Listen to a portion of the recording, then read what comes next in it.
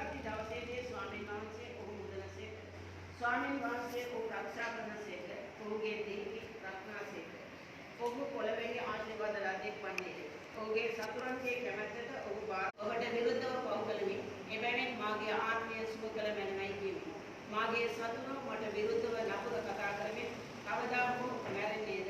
කවදා ඔහුගේ නාමය මැකෙන්නේද කියති. ඔහු මා බලන්ට ආවොත් නිෂ්ඵල දේ කතා කරයි. ඔහුගේ සිත අයිතිකම් රැස් කරගනී. ඔහු පිටත යන කල එය ප්‍රකාශ කරයි. මට වෛර වෙන සියල්ලෝ මට විරුද්ධව එක්ව තොදුරති. ඔහු මට අන්තරාය කිරීමට උපාය යොදති. නපුරු ලෙඩක් ඔහුට වැරදී තිබේ. ඔත්පලව ඉන්න ඔහු ආයෙත් නොනැගිටින්නේ යයි කියති. එසේ මා විසින් විශ්වාස කළා වූ මාගේ භෝජනයේ කෑවා වූ මාගේ හිතේසි මිත්‍රයා මට විරුද්ධව විරුද්ධ එසවිය. නමුත් මා විසින් ඔහුට විපාක දෙන පිණිස ස්වාමීනි මට කරුණා කොට මා නැගිටිව මැනව. මාගේ සතුරා මා කෙරෙහි ජයഘോഷා නොපවත්වන්නේය. ඔබ මා කෙරෙහි ප්‍රිය බව මෙයින් දනිමි. මා වනාහි ඔබ මාගේ අවංකකමෙහි දරා සිටිනසේක. සදාකල්ම ඔබ ඉදිරියේ මා තබා ගන්නාසේක. ඉස්රායල්ගේ දේව ස්වාමීන් වහන්සේ සදාකාලයටම பிரசன்சா வேவா. ஆமென் ஆமென் ஆமென். சிறுமைப்பட்டவர் மேல் அவர் சிந்தை உள்ளவராக இருக்கிறார். நாங்கள் நினைக்கிறோமா நாங்கள் சிறுமைப்படுத்தப்பட்டிருக்கிறோம்ட்டு? கவலைப்பட வேண்டிய அவசியமே கிடையாது. ஏன்னா ஆண்டு எங்கள் மேல் சிந்தையாக இருக்கிறார். அதுதான் எங்களுக்கு தேவை. மனுஷனுடைய சிந்தை அல்ல, ஆண்டவர் எங்களை குறித்து சிந்தித்துக் கொண்டிருக்கிறார். அதுதான் விசேஷம்.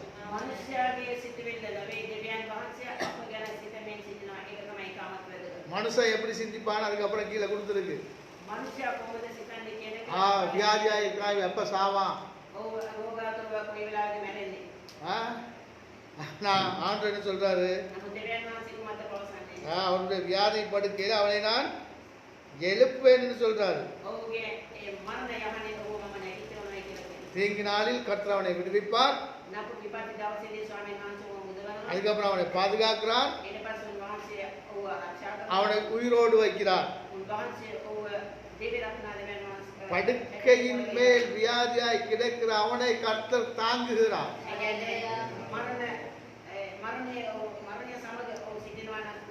வியாதியோடு இருப்பான் ரோகிய சமக. அப்ப இன்னைக்கு கர்த்தர் எல்லாம் என்னெல்லாம் தாங்குறபடினாலே தான் நாங்க இங்க நிக்கிறோம்.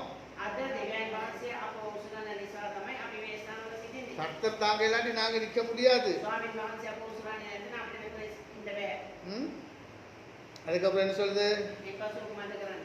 சத்ரு என்மே ஜெயம் கொள்ள முடியாது. 11வது வசனம், சத்ரு என்மேல் ஜெயம் கொள்ளாததினால் எனக்கு தெரியும் கர்த்தர் என்மேல் பிரியமாய் இருக்கிறார்.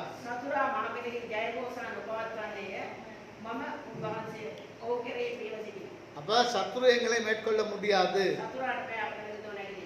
அதுக்கப்புறம் 12வது வசனம் சொல்றார், உத்தமத்திலே நீங்கள் நடவுங்கள். உத்தமத்திலே நடந்தாதான் நாங்க அவருடைய சமூகத்திலே நிலை நிற்க முடியும்.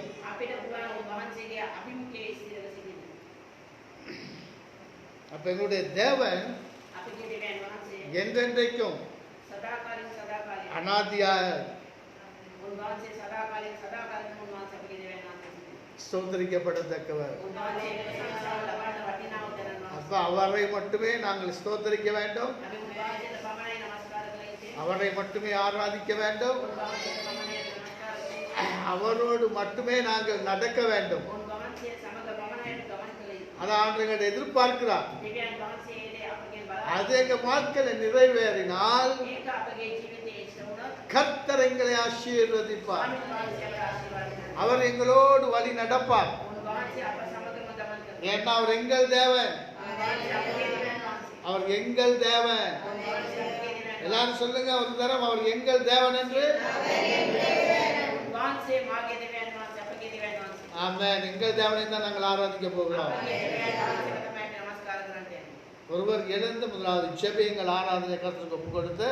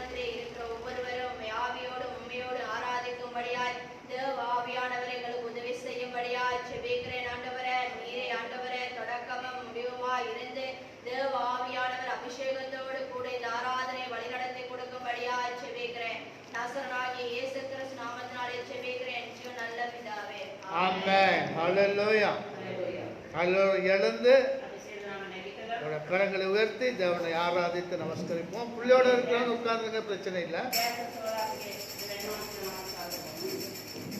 Thank you Jesus.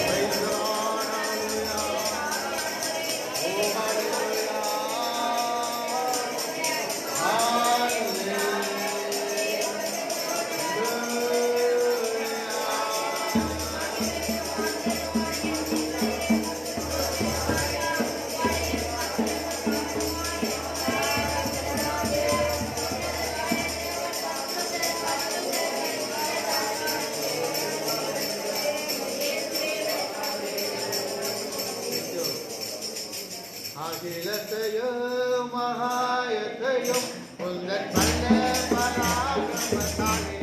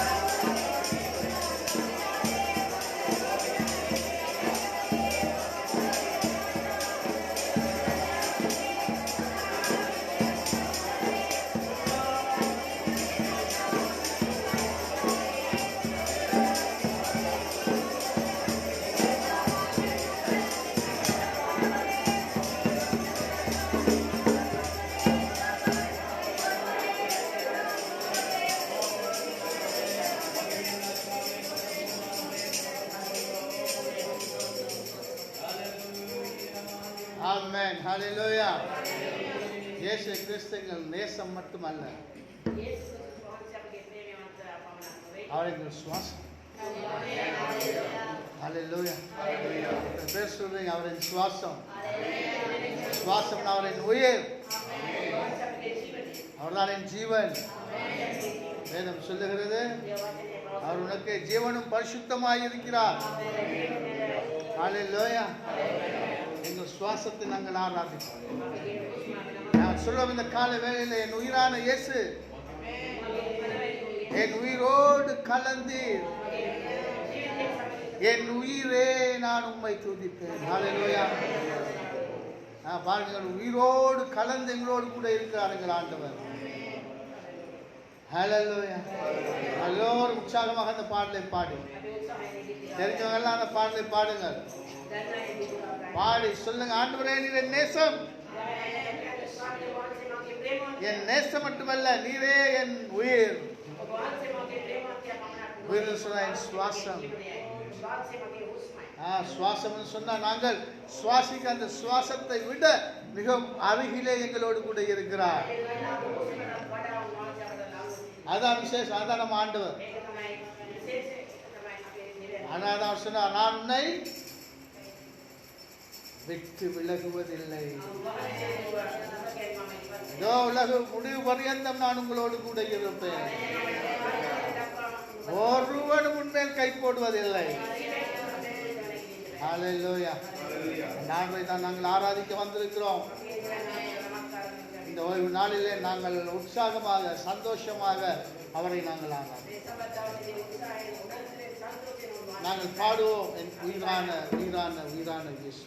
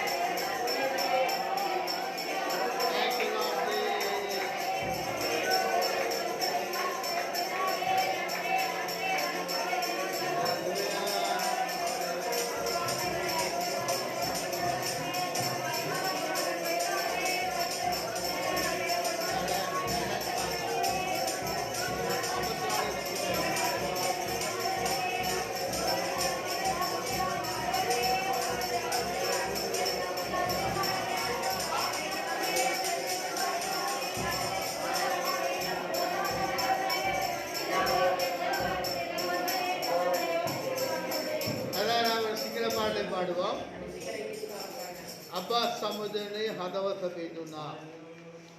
අඬන සමගේ කඳුළු පිසෙන දෙවිඳු ඔබ මගේ. அப்பா பிதாவே என்னுடைய இருதயம் நொறுங்குண்டது. அழுகின்ற ஒவ்வொரு கண்ணீரை என்னுடைய வந்தீரே.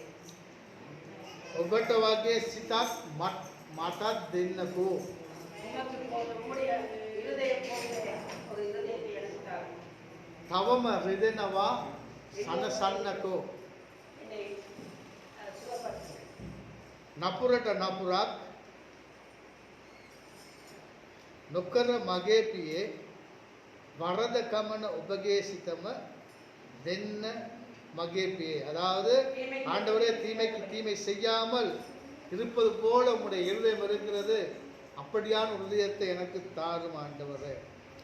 மனச கிளம்பிலா தினத்தை தெத்தலா தனி உணு சம சனசன ஒப என்ன மாலாங்க. அதாவது ஆண்டவரே என்னுடைய இருதயம் உடைந்து நொறுங்கின்றிருக்கிறது, எல்லோரையும் தேய்ச்சுகிற ஆண்டவர் நீர் என்கிட்ட வாரம்னு தான் அந்த பாட்டு சொல்லுது. அருமையான பாடல். அந்த பாடலை பாடி நாங்கள் தேவனுடைய நாமத்தை மீண்டும் ஒரு முறை நாங்கள் மகிமைப்படுத்துவோம். இந்த பாட்டாக எல்லாத்துக்கும் தெரியாது, பழைய பாடல். மீண்டும் ஒரு முறை இந்த சபையில் நாங்கள் இந்த பாடலை நாங்கள் பாடி தேவ நாமத்தை மகிமைப்படுத்துவோம்.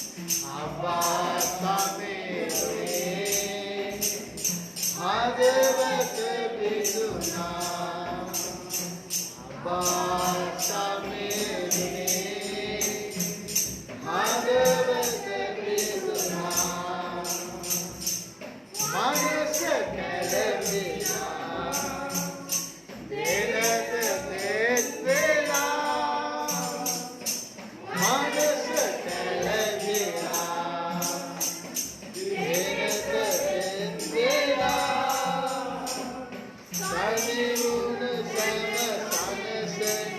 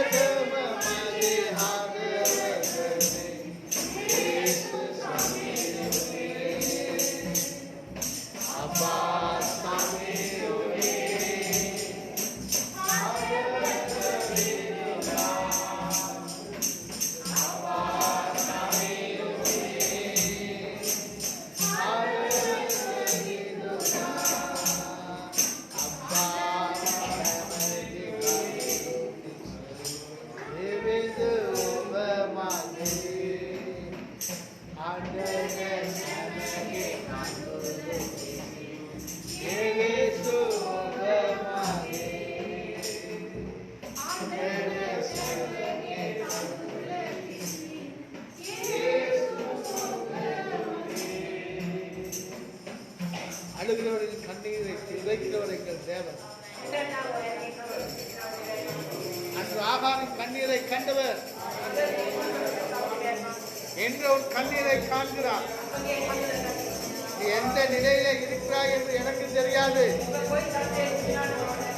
நீ என்ன நிலையில இருக்கிறாய் என்று என் ஆண்டவர் அறிவார்.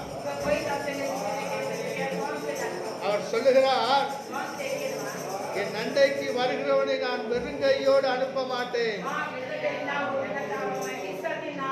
அவர் எங்களை வெறுங்கையோடு அனுப்பாத தேவன்.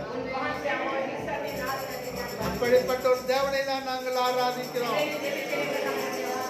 நீ எந்த நிலையில இருந்தாலும் அவர் உன்னை ஆசீர்வதித்து அனுப்புவார். நாங்கள் கரங்கள் உயர்த்தி அவரை ஸ்தோத்திரிப்போம். அவர் எங்களுக்கு செய்ததை சொல்லுவோம். ஹல்லேலூயா. ஓ thank you Jesus. ஓ ஹல்லேலூயா. ஓ ஸ்தோத்திரம் ஆண்டவரே. துதிக்கிறோம் அப்பா, துதிக்கிறோம். ஹல்லேலூயா. நன்றி ஆண்டவரே, நன்றி. Thank you Jesus. Hallelujah. Praise the Lord.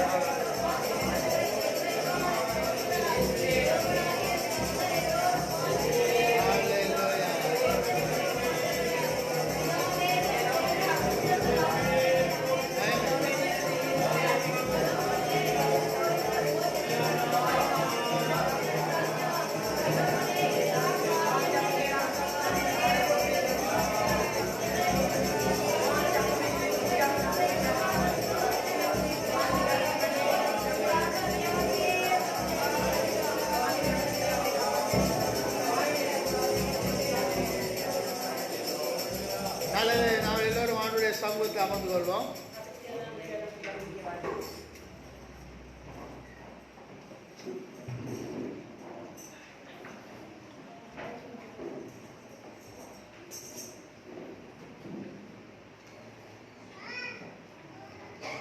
அமர்ந்திருக்கிற இந்த வேலையில் மீண்டும் மறுமுறை உங்கள் அனைவரையும் நான் கர்த்தராகிய இயேசு கிறிஸ்துவின் நாமத்தினாலே வாழ்த்தி வரவேற்கிறேன்.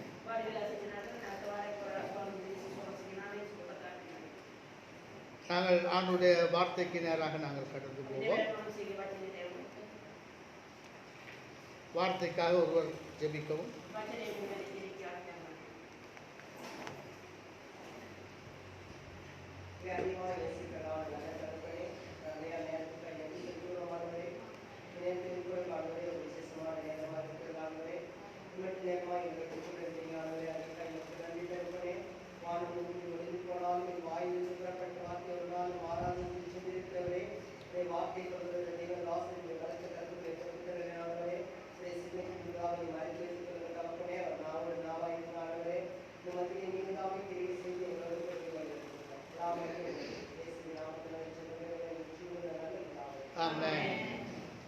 சங்கீதம் இதெல்லாம் அவுட்லைன் தான், சரியா?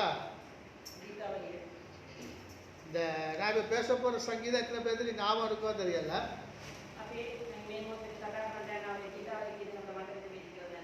நான் பேசி முடிஞ்ச பிறகு ஞாபகம் இருக்கிறவங்க கொஞ்சம் கை சுற்றி காட்டுங்க. எல்லாத்துக்கும் ஞாபகம் இருக்கிறது, சரியா? சங்கீதம் 91.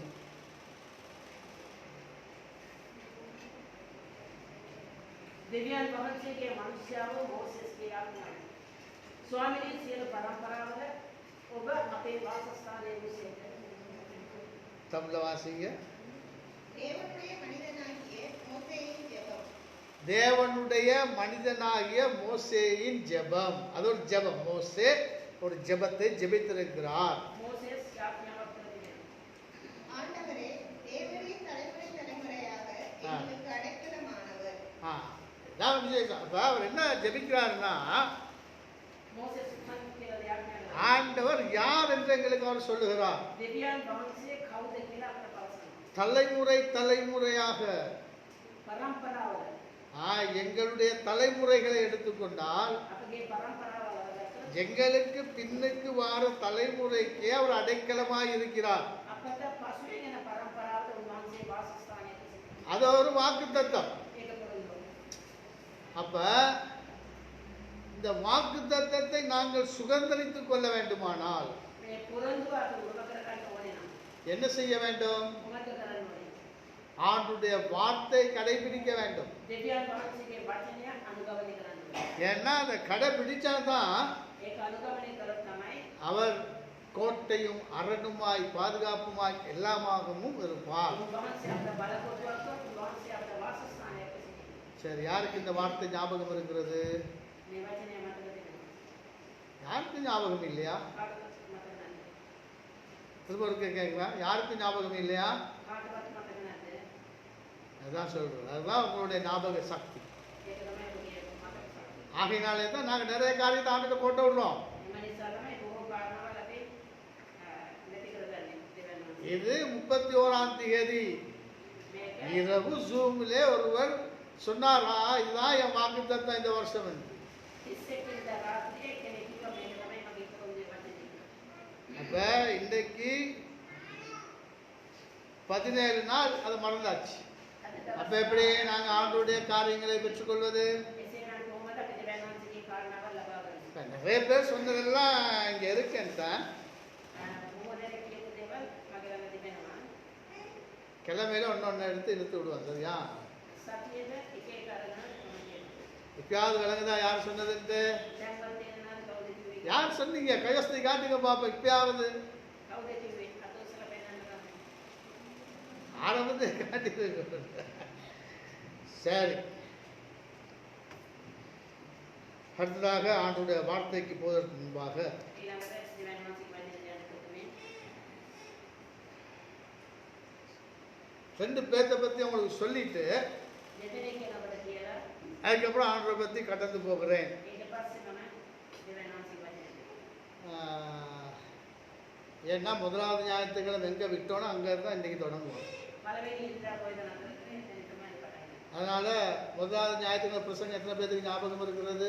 එම නිසා පළවෙනි ඉරිදා දේශනා කිරීමකට නම් அதை ஞாபகப்படுத்திக் கொள்ளுங்கள். ඒක මතක තබා அப்ப நாங்க ஒரு என்ன 2 பேத்தை பத்தி உங்களுக்கு சொல்றேன். දෙන්නෙක් ගැන මම කියන්නේ. ஒருவருடைய பெயர் එක්කෙනෙක්ගේ නම ஜான் ராக்வில்லர். ජෝන් රොක්විලර්. நீங்க கதை கேட்டிருப்பீங்கன்னு நினைக்கிறேன் இதுக்கு முதல்ல. ඔබ මේ කතන්දරය අහලා ඇති කියලා මම හිතනවා. இன்னொருத்தருடைய பெயர், තව එක්කෙනෙක්ගේ නම அவர் ஒரு பெரிய எழுத்தாளர், එයා මේලා ලියන්නේ பெரிய கதையெல்லாம் எழுதுவாரு. කතන්දර ඔක්කොම ලියනවා. ஏனஸ் எமின்பே அவருடைய பெயர். ஏனஸ் எமின்பே. ඒනස් කෙනෙක්ගේ. 2 பேர்த்தை பத்தி நான் முதல்ல சொல்லிட்டு அதுக்கப்புறம் இந்த பிரசங்கத்துக்குள்ள මේ போறேன். දෙදෙනා ගැන අපට කියලා ඊට පස්සේ මම දේශනාවට කියනවා. இந்த ஜான் ராக்வில்லர் என்பவர் මේ ජෝන් රොක්විලර් කියන තැනත්තා கடுமையாக உழைக்கக்கூடியவர். ඒ කියන්නේ ගොඩාක් මානසික හම්බ කරනවා. ஆண்டவர் தெரியும், දෙවන වහන්සේව දන්නවා. ஆண்டரை விட்டுட்டு நிறைய பணம் சம்பாதித்தவர். දෙවන වහන්සේ වාර්තාවල ගොඩාක් මුදල් හම්බ කරනවා. 33 வயசுல எக்கச்சக்கமான பணத்தை சம்பாதித்தவர். අවුරුදු 33 හිතන්න බැරි තරම් මුදල් හම්බ කරනවා. 43 වயசுல අවුරුදු 43 உலகிலேயே பெரிய பணக்காரராக மாறினவர். ලෝකයේම හොඳ පෝෂකෙක් වෙනස් වුණා. அந்த மனுஷனுக்கு என்ன அடைஞ்சுன்னா, ඒ මිනිසයා කොහොමද හිතුනේ? 53 வயசுல ஒரு வியாதி வந்துச்சு. අවුරුදු 50 රෝගයක් වෙනවා. அலோப்பியா என்கிற ஒரு வியாதி. அலோப்பியா என்கிற ஒரு ඒ வியாதி. රෝගයක් කියන රෝගයක්. அந்த வியாதி வந்தோடனே அவருடைய இந்த இது முடிகிரி எல்லாம் போக தொடங்கிட்டு, ඒ රෝගය හැදුනාම කොණ්ඩේ ඔක්කොම හැදුනා.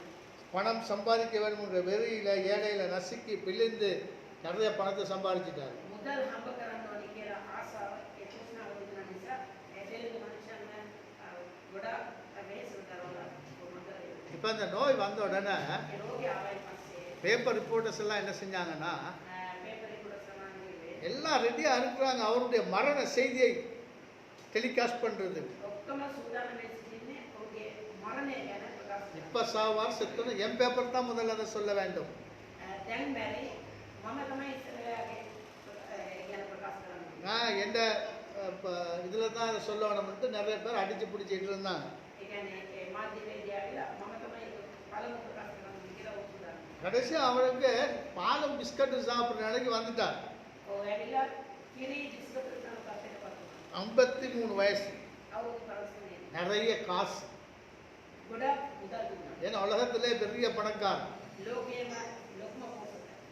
அப்பா ஆண்டவர் தேட தொடங்கினார். ඒ වෙලාවේ දෙවියන් සසයල පටන් ගත්තා. அவருடைய பணத்தை ஊழியர்களுக்காக செலவு பண்ணினார். ඔහුගේ මුදල් ඇවිල්ලා සේවය උදෙසා පැය. ஏழைகளுக்கு கொடுத்தார். විලකුණු දුන්නා.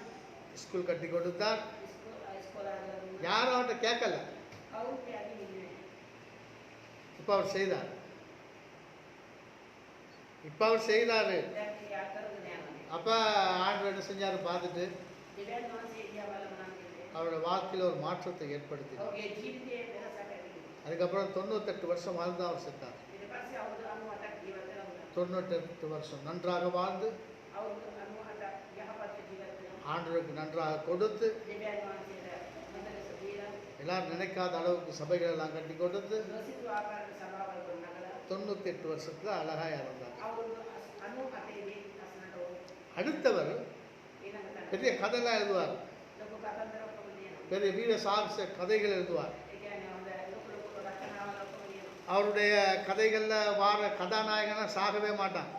ඔහුගේ ඒ රචනාවල නැත්නම් ඒ කතන්දර ලියන්නේ ඒවල එන්නව ඒ කතානායකවරයා එන්න නැරෙන්නේ නැහැ. எவ்வளவு கஷ்டப்பட்ட நிலையில இருந்தாலும் கதாநாயகன் போயிட்டு எல்லாத்தையும் காப்பாத்திட்டு எல்லாம் வந்துடும். அப்படிதான் அவட்ட கதை இருக்கும். அவட்ட படங்களும் அப்படிதான் இருக்கும். කොච්චර අමාරුකමෙන් කියන්නේ දුකේදී ආකාරයේ ඒ ඔහුගේ කතානායකවරයා ජීවිත ඒ ඔක්කොම කවුරු විනාශ නොවන ආකාරයට ඔක්කොම ඇවිල්ලා පුදා. அவர் பெரிய விளையாட்டு வீரர். ඔහු ඇවිල්ලා හොඳ ක්‍රීඩාවේදී பெரிய பணக்காரர். ஒரு போசத்தை හොඳ පොසතේ வேட்டைக்காரன் தடங்காரே. ආකාරයේ ஆனா வாழ்விலே ஒழுக்கம் கிடையாது. ජීවිතයේ ඇවිල්ලා பின்னியாக்குன වෙනියක් නැහැ. ஆண்டு இல்லைன்னு சொல்லிக்கிட்டு இருந்தாரு. දෙවියන් වහන්සේ නැහැ කියලා පවසනවා. 3 தரம் பிளான் கிரஷ்ல ஆக்சிடென்ட்ல பிளேன் உடைஞ்சி சின்ன பின்னமாகி அந்த 3 தரம் அவர் தப்பிச்சாரு. තුන් වතාවක් ප්ලේන් ඇක්සිඩන්ට් වෙලා තුන් වතාවක් ඕනේ වුණා. 1961ல 1961 දී டாக்டர் அவருக்கு சொன்னாரு, ડોક્ટર කිව්වා உனக்கு ஒரு கேன்சர் வந்துட்டுன்ட்டார். ඔබට කැන්සර් එකක් ඇතිලා කියලා. அதை கேட்ட உடனே ඒක ආපු ගමන් அவரால் அதை தாங்கிக் கொள்ள முடியவில்லை. ඔහුට ඒක දරා ගන්න බැහැ. அவர் என்ன செஞ்சாரு? அவருடைய துப்பாக்கி எடுத்து அவரே சுட்டு தன்னை கொலை செய்து கொண்டார். ඔහුගේම ඉස්සරහට ඔහුම දිනසාරය. எவ்வளவு வீர சாகச கதைகளை எழுதினவர் ඒ කියන්නේ කොච්චරද කතන්දර රචනා ලියන නැත්තා தன்னுடைய வாழ்க்கையிலே தோல்வி அடைந்தார். තමාගේ ජීවිතයේ පරාජය වෙන බව. அதற்கு காரணம் என்ன? ඒකට කාරණාව තමයි ஆண்டவர் இல்லை. දෙවියන් වහන්සේ නැහැ. இந்த 2 பேருடைய வாழ்க்கையை நான் ஏன் சொன்னேன்னா, මේ දෙදෙනාගේ ජීවිතය ගැන ඇයි කිව්වේ මම? இந்த 2 பேருடைய வாழ்க்கையை நீங்க எடுத்து මේ දෙදෙනාගේම ජීවිතය ඔබ අරගෙන உங்களுக்கு எது விருப்பமோ அதுபடி வாழ்ந்துக்கோங்க. அவ்வளவுதான். උමත් ඔබට කැමති ඒ ආකාරයට ජීවත් වෙන්න. உங்களுக்கு தெரியும், நான் எப்பயும் சொல்ல மாட்டேன், இதைத்தான் செய்யணும்னு சொல்ல மாட்டேன்.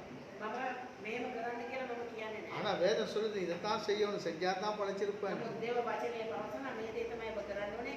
ඒකත් තමයි ඔබ ජීවත් වෙන්නේ කියන්නේ. பாருங்க, ஆண்டு இல்லாத வாழ்க்கை தோல்வியான வாழ்க்கை. දෙවියන් වහන්සේ නැති ජීවිතය පරාජිත ජීවිතයක්. ஆண்டுள்ள வாழ்க்கை දෙවියන් වහන්සේ සිටින ජීවිතය என்ன நடக்குது? උමත සිට වෙන්නේ எங்களுக்கு අපට வெற்றியை கொடுக்கிறது. ජය දිනගෙන. அதான் இந்த வெற்றி எங்களுக்கு கிடைக்குது. ඒක තමයි අපට අවශ්‍ය වෙන්නේ. அதனால தான் ஆண்டோடு இருக்க வேண்டும். ඒ නිසා තමයි උන්වහන්සේ සමාව සිටින්නේ. இன்றைக்கு கூட நாங்க வெற்றியுள்ள வாழ்க்கை வாழ்வதற்கு காரணம் என்ன? අදත් අපේ ජයග්‍රහණ ජීවිතයක් ජීවත් වෙන්න ஆண்டவர் எங்களோடு இருக்கிறார். දෙවියන් වහන්සේ අප සමග සිටිනවා. அவர் எங்களை விட்டு விலகுவதும் இல்லை, උන්වහන්සේ අපගේ නිවර්තය දෙන්නේ. எங்களை கைவிடுவதும் இல்லை. උන්වහන්සේ අපව අත්හරින්නේ නැහැ. உங்களுக்கு விளங்குதா? අපට තේරෙනවා. அவர் எங்களை விட்டு விலகுவதும் இல்லை, எங்களை கைவிடுவதும் இல்லை. උන්වහන්සේ අපගේ නිවර්තය දෙන්නේ නැහැ. උන්වහන්සේ අපව අත්හරින්නේ නැහැ. அப்ப ஆகையினாலே நாங்கள் ஆண்டோடு இருக்க வேண்டும். එම නිසා අපි දෙවියන් වහන්සේ සමග සිටින්න ඕනේ. முதல்ல நாங்கள் நிறைய காரியங்களை உங்களுக்கு கற்றுக் கொடுக்கிறோம் ஜூம்ல கூட. ප්‍රධාන සූම් එකේ අපට බොහෝ භාවනාවල් කියනවා. அப்ப இந்த நாட்களில் நாங்கள் கற்றுக் கொடுப்பது ஜெபத்தை குறித்ததான காரியங்கள். කාලවල අපි උගන්වන්නේ යාඥාව ගැන. இந்த புதன்கிழமை ஒரு விசேஷமான காரியத்தை குறித்து கற்றுக் கொடுக்கிறேன், ஜெபத்தை குறித்து. මෙන්න බදාදා ඇවිල්ලා විශේෂ කාරණාවක් යාඥාව ගැන. அதே போல சனிக்கிழமை கிளாஸ் தொடங்குறோம். ඒ වගේම සෙනසුරාදා මේ ක්ලාස් එක පටන් ගන්නවා. 7 மாதம் இந்த கிளாஸுக்கு வாங்க. ඒ කියන්නේ පුරාම කෙනෙක් ඉන්නවා නම් ඒ ක්ලාස් එකට සම්බන්ධ වෙන්න. இப்போ நாங்கள் கடைசியாக நாங்கள் பார்த்த காரியங்கள் என்னன்னு கேட்டால், අපි අවසානයේ ஆண்டவர் வந்து எங்களை யாராக ஏற்றுக்கொண்டிருக்கிறார். දෙවියන් වහන්සේ අපව කවුරු ලෙසද කියලා තිබෙන්නේ. அப்ப அதில் சில காரியங்களை நாங்கள் பார்த்தோம். ඒ තුළ සමාන කාරණාවල් முதலாவது ஞாயிற்றுக்கிழமை நாங்கள் அதை பார்த்தோம். පළවෙනි ඉරිදා ඒක අපි බැලුවා. பரிசுத்தவான், பிள்ளை, சிநேகிதன் என்பதை நாங்கள் பார்த்தோம். සුද්ධවන්තයා ඒ වගේම දරුවා ඒ වගේම මිත්‍රයා. இன்றைக்கு அடுத்த 2-3 காரியங்கள் இருக்கு, அதை பார்ப்போம். අද අපි තව කාරණා ටිකක් තියෙනවා ඒක බලමු. அதுக்கப்புறம் அவர்களை நீதிமான்கள் ஆக்குகிறார். ඊපස්සේ වහන්සේ ධර්මශීලන කරනවා. ரோமர் 5ஆம் அதிகாரம் 1வது வசனம். රෝම පස්වෙනි පරිච්ඡේදයේ 5 වෙනි පදේ. இவ்விதமாக நாம் விசுவாசத்தினாலே நீதிமான்கள் ஆக்கப்பட்டிருக்கிறபடியால் நம்முடைய கர்த்தராகிய இயேசு கிறிஸ்து மூலமாய் சமாதானம் பெற்றோம். එබැවින් අපි ඇදහිල්ලෙන් ධර්මශීලන කරන අපේ ස්වාමීන් වහන්සේ ක්‍රිස්තුස් වහන්සේ කරනකොටගෙන දෙවියන් වහන්සේ හා සමග සමාදානය ඇති වෙනවා. இப்ப என்ன நடக்குதுன்னா இந்த இடத்துல මේ සාරේ මොකද කරන්නේ? நாங்கள் இயேசு கிறிஸ்துவை விசுவாசிப்பதினாலே நீதிமான்கள் ஆக்கப்பட்டிருக்கிறோம். අපි යේසුස් වහන්සේව පිළිගන්න ධර්මශීලන இப்ப நாங்கள் நீதிமான்கள் ஆக்கப்படதான் இயேசுவை விசுவாசிக்கிறோம்.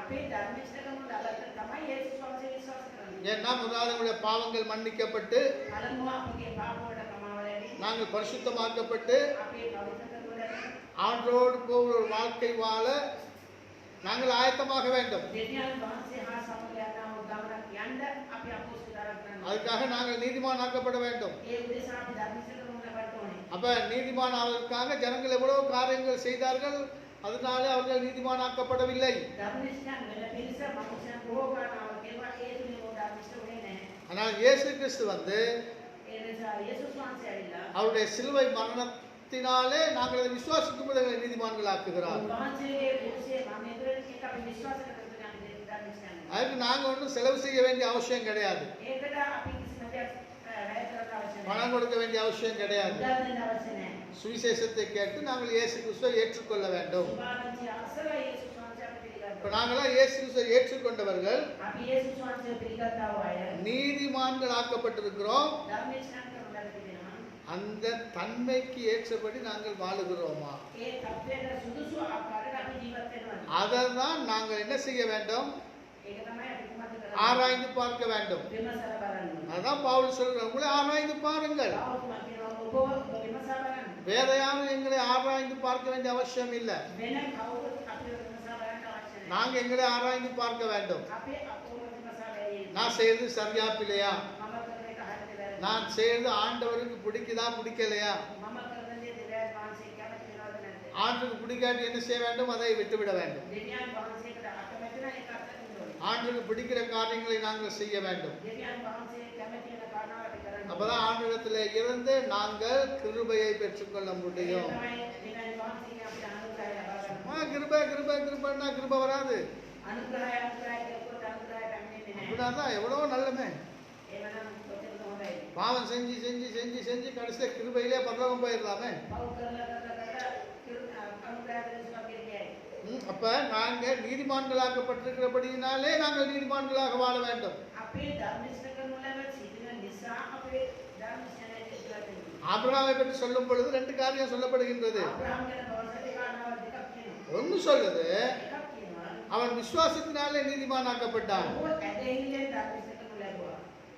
அவன் கர்த்தரை விசுவாசித்தான், அது அவனுக்கு நீதியாக எண்ணப்பட்டது. ඔහු ස්වාමීන් වහන්සේ විශ්වාස කරා ඒක උට ධර්මශීලකම. அதுக்கப்புறம் இன்னொன்று சொல்லுது, තව කාරණාවක් කියනවා. அவன் கிரியையினாலேயும் நீதிமானாக்கப்பட்டான். ඔහු ක්‍රියාව තුළින් ධර්මශීලකම ලැබුවා. என்னன்னா அவன் நீதிமானா இருந்தான், ඔහු ධර්මශීලක සිටියා. அதுக்கப்புறம் ஆண்டு சொன்னதெல்லாம் செஞ்சான். ඊට පස්සේ දෙවියන් වහන්සේ කියන දේවල් மகனை கூட பலியாக ஒப்பு கொடுக்க தயாராகினவன் தான் அந்த ஆபிரகாம். තම පුත්‍රයාව පවා පූජා කරන්න සූදානම් වුණා තමයි කාරණා. அப்ப நாங்க நன்றாக யோசிக்க வேண்டும். விசுவாசத்தினாலே நீதிமான்களாக்கப்பட்டிருக்கிறோம். අපි හොඳට කල්පනා කරන්න ඕනේ ඇදහිල්ලෙන් ධර්මශීලකම ලබා ගන්න. எங்களுடைய கிரியைகள் අපගේ ක්‍රියාවල நீதிமானுக்குரிய கிரியைகளாக இருக்க வேண்டும். ධර්මශීලයට සුදුසු ක්‍රියාවල செய்யணும். அதுதான் முக்கியம். ඒක තමයි ලැබෙන්නේ. அதை தான் விசாரித்து பார்க்க வேண்டும். ඒක තමයි විමසලා බලන්න.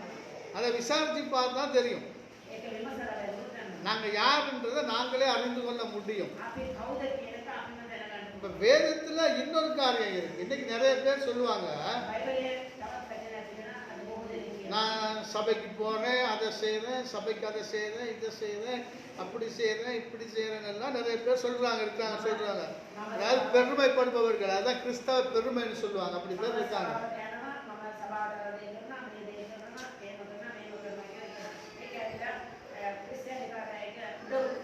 அது வேலை இல்லை. வேதம் என்ன சொல்லுகிறது? உன்னுடைய வாய் அல்ல, அந்நியனுடைய வாய் உன்னை புகழ வேண்டும். அதே போல இன்னொன்னு சொல்லுது, உன்னுடைய நல்ல கிரியைகளை கண்டு அந்நிய ஜாதிகள் கர்த்தரை ஸ்தோத்திரிக்க வேண்டும். ஒரு நீதிமான்னா அப்படிதான் இருக்க வேண்டும். இப்ப உங்களுடைய கிரியைகளை கண்டு அந்நியர்கள் ஆண்டவரை துதிக்கிறார்களா? அதுதான் வாழ்க்கையில நடைபெற வேண்டும். அதுதான் மாற்றம். அதுதான் மாற்றம். நான் குடியை விட்டுட்டேன், நான் சிகரெட் குடியை விட்டுட்டேன், நான் அதை விட்டுட்டேன், இதை விட்டுட்டேன்றதுலாம் அதெல்லாம் மாற்றம் கிடையாது. இன்றைக்கு அந்நிய ஜாதிகளே நோய் வந்தவொடனே குடி சிகரெட் குடியெல்லாம் விட்டுட்டு வாழ்றவன்னு இருக்கிறான்னு எத்தனையோ பேர்.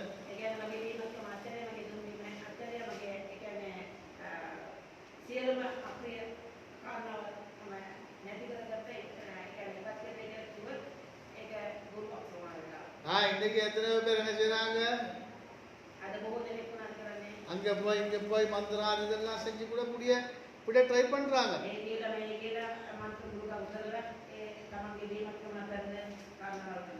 மாற்றம் என்று சொல்லும் பொழுது எங்களுடைய வாழ்க்கையிலே எல்லா பகுதிகளிலேயும் மாற்றம் இருக்க வேண்டும். அதுதான் ஆண்டு விரும்புகிறார்.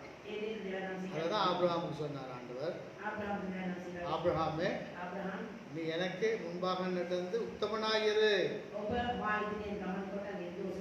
நான் உனக்கு பெரிய பலனும் கேடகமாயிருப்பேன்.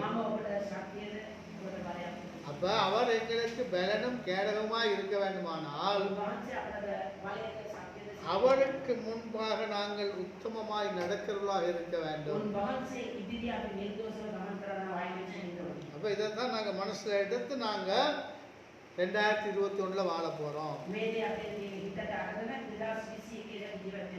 அப்ப நாங்க இதை குறித்து நாங்க அநேக காரியங்களை நாங்கள் கற்றறிந்திருக்கிறோம். இப்ப கடைபிடிக்க வேண்டும், இந்த வருஷம் கடைபிடிக்க வேண்டும். ஏன்னா ஆண்டவர் விரும்புகிறார், நாங்கள் கடைபிடிக்க வேண்டும், ஆண்டவர் விரும்புகிறார். அதுக்கடுத்து நாங்கள் பார்க்கிற காரியம் தான், நாங்கள் கிறிஸ்துவிலே நிறைவு பெற்றவர்கள். கொலோசியர் 2:10 சொல்லுது, மேலும் சகல துரைத்தனங்களுக்கும் அதிகாரத்துக்கும் தலைவராயிருக்கிற அவருக்குள் நீங்கள் பரிபூரணம் உள்ளவர்களாயிருக்கிறீர்கள்.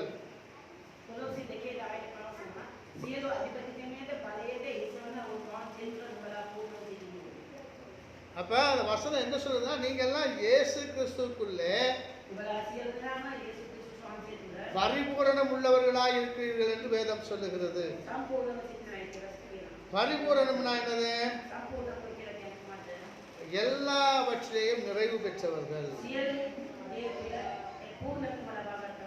நான் உங்களுக்கு அடிக்கடி சொல்ற ஒரு காரியம் தான்,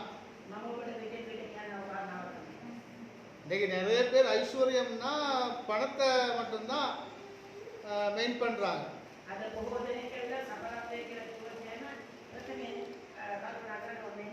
இன்னைக்கு நிறைய பேர் ஐஸ்வர்ய பிரசங்கம்னா பணம் மட்டும்தான் ஏமா இருக்கிறாங்க. அப்படி இல்லை, பணம் வந்து ஒரு பகுதி தான், முழுமையான பணம் ஐஸ்வர்யம் கிடையாது. உலக பிரகாரமா எடுத்துக்கிட்டா சொல்லுவாங்க, பணம் இருந்தும் வேலை இல்லை,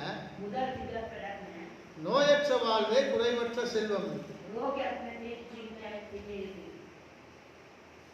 அப்ப உலகத்துல உள்ளவனுக்கே தெரியுது அது. ஆமாவா இல்லையா? அப்படி ஒரு பழமொழியே இருக்கு. එහෙමයි පස්කාරකවා කියනවා. அப்ப அந்த பரிபூரணம்னா நாங்கள் ஆண்டுக்குள்ளே ஆண்டுடைய வார்த்தையிலே பரிபூரணம் அடைந்தவர்களாக இருக்க வேண்டும். මේ සම්පූර්ණකම කියලා කියන්නේ දෙවියන් වහන්සේගේ වචනය තුළ අපි සම්පූර්ණකම ලබා ගන්න. வார்த்தை நன்றாக அறிந்து වචනය හරියාකාරව දැනගෙන அதை தெரிந்து ඒක සොයලා බලලා அதை தியானித்து ඒක මෙනෙහි කරලා அதிலே நாங்கள் வாழ வேண்டியவர்களாக இருக்கிறோம். ඒ තුළ අපි ජීවත් වෙන්න ඕනෑම දෙයක්. அதுதான் மிகவும் முக்கியம். ඒක තමයි තාමත් වැදගත්. இன்னைக்கு நாங்கள் வருத்தத்துக்காக எவ்வளோ காசு செலவழிக்கிறோம். අද අපේ අමාරුකම නිසා නැත්නම් රෝගී නිසා පුතේ මුදල් எவ்வளோ செலவழிக்கிறோம் පුතේ මුදල් யோசிச்சு பாருங்க பார்ப்போம். කල්පනා කරලා බලන්න. அப்போ அந்த நோயே இல்லாட்டி ඒ රෝගියම නැතිනම් எங்களுக்கு அந்த காசு தான் மிச்சம் தானே. අපිට ඒ මුදල් ඔක්කොම ඉතුරු වෙන්නේ. அப்ப ஐஸ்வர்யம் என்று சொன்னால் සඵලත්වය කියලා කියන්නේ அதிகமான ஏழ்மையும் கிடையாது, ඒ කියන්නේ බොහෝ කොට ඒ දෙලුතුමක් නෙවෙයි. அளவுக்கு அதிகமான பணமும் கிடையாது. ප්‍රමාණයට වඩා කලිය වෙනවා. அதான் பவுல் சொல்றாரு, පාවුල් කියනවා. இருக்கிறதுக்கு சாப்பிடுறதுக்கு உடுக்கிறதுக்கு இருந்தா போதும் என்று நினைத்துக் கொள்ளுங்கள். ඉන්න කන්ද අනින්න තිබුණා ඇති කියලා ඒක සෑහීමට පත් කරගන්න. ஏன்னா இந்த நாட்கள் கொஞ்சம் இந்த 2021 வருஷம் கொஞ்சம் அந்த கஷ்டமான வருஷம். මේ 2021 වර්ෂයේ ටිකක් අමාරු වර්ෂයක්. 100% ஆண்டுக்கு பின்னுக்கு ஓட பார்க்க வேண்டும். 90%ක්ම දෙවියන් වහන්සේ පස්සේ දුවන වෙලාව අපිට 10% தான் மற்றதுக்கு கொடுக்க வேண்டும். 10%ක් තමයි අනිත් දෙවලට நாங்கள் 100% மற்ற காரியங்களுக்கு ஓடி ஓடி ஓடி ஓடி 10% ஆண்டுக்கு கொடுத்தோம்னா நாங்கள் ஏமாந்துருவோம். 90%ක්ම අපි වෙනත් කාරණාවලට දුවලා 10%ක් අපි දෙවියන් වහන්සේ අපි කරන්නේ. கடைசியா ரெண்டாவது கதை சொன்னனே, මම දෙවෙනි කතන්දරයක් කියන්නේ. முதல் கதை ஒன்று சொன்னேன், ரெண்டாவது கதை ஒன்று சொன்னேன். පළවෙනි කතන්දරයක් කිව්වා මම දෙවෙනි කතාව. சில நேரம் எங்க நிலைமை ரெண்டாவது நிலைமைக்கு போயிடும். සමහර වෙලාවට අපේ තත්ත්වය ඇවිල්ලා දෙවෙනි කතන්දරේ කිව්ව ආකාරයේ அப்ப என்ன செய்யுது? ඒක මොකද කරන්නේ? வந்துட்டேன்னு ஆடுற தேடுறது கஷ்டம். ඒ වෙලාවේදී දෙවියන් වහන්සේ සෙන්රාම இப்ப நல்ல ஒரு வருஷத்தை ஆண்டவர்களுக்கு கொடுத்திருக்கிறார். යහපත් අවුරුද්දක් දෙවියන් වහන්සේ දීලා දෙනවා. அதுல கூட ஆண்டு சொல்லுகிறார், ඒ තුල පවා දෙවියන් සිටිනවා. இந்த வருஷத்தை நன்மையால் நான் நிரப்புவேன், මේ අවුරුද්ද ඇවිල්ලා යහපතින් උඹලාව මොකක්දනේ කරනවා. அதை நீ பெற்றுக்கொள்ள வேண்டுமானால் நீ என்னை தேட வேண்டும். ඒක ඔබ ලබා ගන්න ඕනේ නම් මාව ඔබ සොයන්න ඕනේ. என்னை தேடும் பொழுது அந்த நன்மை உனக்கு வரும். මාව සොයන විට ඒ යහපතම ඔබ අනුමතයි. இதுதான் நன்மையும் கிருபையும் எங்களை பின்தொடர வேண்டும். යහපත කරුණාවත් අප පසුපසෙන්න ඕනේ. அதுதான் வசனம் சொல்லுகிறது. ඒක තමයි වචනේ පවසන්නේ. அதுதான் எங்க வாழ்க்கையில நடக்க வேண்டும். ඒක අපගේ ජීවිතයේ සිද්ධ වෙන්න ඕනේ. இப்ப நாங்க சில நேரம் என்ன செய்றோம்? අපි මොනවද කරන්නේ සමහරවල්? நாங்க எல்லாம் தேடி தேடி ஓடுறோம். අපි ඔක්කොම හොයාගෙන දුවනවා. இதுதான் பெர்மன்ஸ் ஒரு நாள் கண்டாரு. පාඩකම මේ දවසක් ගත්තා. கண்டோன்னா அவருக்கு பாட்டே வந்துட்டு, ඒ දැක්ක ගමන් යාර ගීතිකාවක්. வசதியை தேடி ஓடாதே அது புஷ்வானம். පහසුව සොයාගෙන දුවන්න එපා. ඒක ඇවිල්ලා හිසු අවස. நாங்க என்ன செய்யறோம்னா இன்னும் இருந்து இன்னும் வேணும்னு தான் ஓடிக்கிட்டே இருக்கிறோமே ஒழிய ஆண்டவர் எங்களுக்காக என்ன திட்டத்தை வைத்திருக்கிறார் என்பதை நாங்கள் அறியாமல் இருக்கிறோம். අපිට තිබිලා ඒ තුලට සෑහෙන්නට පත් නොවේ. දෙවන තවත් අපිට මොනවද තවත් වෙන්නේ කියලා ඒ පසුපස ஆண்டு வச்சிருக்க திட்டத்தை அறிய வேண்டும். දෙවියන් වහන්සේ තබා තිබෙනා වූ සැලැස්ම දැනගන්න. அதான் எரேமியா 29:11 உங்களுக்கு பிரசங்கம் பண்ண, යෙරේමියා 29:11 මොකද දේශනා කළා? ஆண்டு எங்களுக்கு வந்து நல்ல திட்டங்களை வைத்திருக்கிறார். දෙවියන් වහන්සේ අපේ යහපත් බලාපොරොත්තු. அப்ப ஆண்டு எங்களை வச்சிருக்க திட்டத்தை நாங்கள் அறிந்து கொள்ள வேண்டும். දෙවියන් වහන්සේ අපේ තබා තිබෙනා ඒ සැලැස්ම දැනගන්න. அப்ப அதை எப்படி நாங்கள் அறிகிறது? ඒක කොහොමද අපි දැනගන්නේ? ஆண்டோடு நிறைய வேற நேரத்தை செலவிட வேண்டும். දෙවියන් වහන්සේ සමග වැඩි කාලයක කරනවා. நீங்க நினைக்கலாம் பாஸ்டருக்கு வேற வேலை இல்லை, அவர் வீட்டில் உட்காந்துக்கிட்டு அதெல்லாம் தேடிக்கிட்டு இருப்பாரு, எங்களுக்கு எங்க வேலையா இருக்குன்னு. ඔබ කල්පනා කරලා පාස්ටර් වෙන නැත්නම් ඒ ගැන උදාහරණයක් நீங்க இப்படி நினைப்பீங்கன்னு தான் ஆண்டவர் என்ன செஞ்சாருன்னா, எனக்கு போன கிழமை ඔබ එහෙම හිතයි කියලා තමයි දෙවියන් වහන්සේගේ සතියේ பைபிள்ல இருந்து 7-8 பேர்த்த காட்டினார். බයිබලයේ 4 දෙනෙක් ඔබ இவங்களை பத்தி அவங்களோட பேசப்பா. මේ ගැන ඒ අයිතිට කතා කරලා அதுதான் ஜூம்ல பேசுவோம் புதன்கிழமை.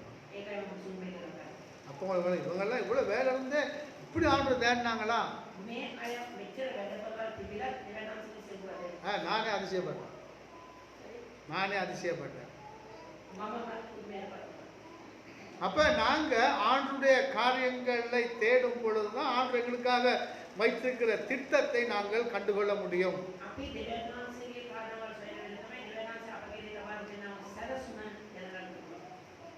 அப்போ நாங்கள் சும்மா இருந்தால் அதை ஏறாது. අපි නිකන් හිතේ තේරුම් ගන්න. பெண்ணை பிரசங்கத்தில் ஆண்டவரோட பேசலாம். අද දේශනාවතුලින් ඔබ සමග කතා කරනවා. அந்த முதல்ல கதை சொன்னனே அது மூலயமா ஆண்டவரோட பேசி இருக்கலாம். ප්‍රථමයෙන් මම කිව්වා ඔය කතන්දර දෙක විඳ දෙරට සමග කතා කරනවා. ஆண்டவர் சும்மா சொல்ல மாட்டாரே வந்து பேசலான்ட்டு. දෙවියන් වහන්සේ නිකන් කියන්නේ කතා කරන්න කියලා. ஆண்டவர் சும்மா சொல்ல மாட்டார் போய் பேச இதை பேச அதை பேசுன்னு. දෙවියන් වහන්සේ නිකන් කියන්නේ කතා කරන්න. ஏன்னா ஆண்டவர் சில காரியங்களை எங்களுடைய மனசுல போட்டா தான் நாங்கள் பேசலாம், இல்லாட்டி பேச முடியாது. දෙවියන් වහන්සේ සමහර කාරණාවලදී සිතන නැත්නම් කතා කරනවා. அப்ப நாங்க ஆண்டவரோடு பேச வேண்டும், ஆண்டவர்களோடு பேச வேண்டும். இந்த காரியங்களை நாங்கள் சரியாக எங்களுடைய வாழ்க்கையில நடைமுறைப்படுத்த வேண்டும். අපි දෙවියන් වහන්සේ සමග කතා කරනවා. දෙවියන් වහන්සේ අප සමග කතා කරන්නේ මේ කාරණාවල අපේ ජීවිතේ අපේ ඉදිරි ගමනට අපි මේ දේවල් හරි කරගන්න. அதே போல கொலோசியர் 2:10 சொல்லுகிறது. කොලොසි 2:10 කියනවා. கொலோசியர் 2:10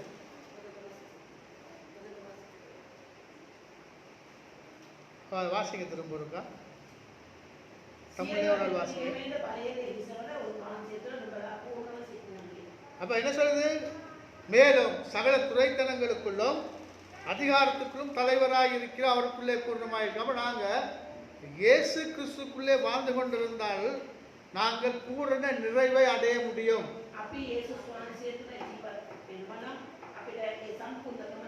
இந்த ஆண்டு தெளிவா எங்களுக்கு சொன்னார். ஒரு வார்த்தை அவருடைய வாயாலே சொல்லி இருக்கிறார். முதலாவது அவருடைய ராஜ்யத்தையும் அவருடைய நீதியையும் தேடுங்கள், மற்றவை எல்லாம் உங்களுக்கு கூட கொடுக்கப்படும் சொல்லி. அந்த வார்த்தை எத்தனை பேருக்கு தெரியும்? எல்லாத்துக்கும் தெரியும். அப்ப நாங்க இப்ப எதை கூட தேடுறோம்? அவருடைய ராஜ்யத்தை தேடுறோமா வேற எதையாவது தேடுறோமா?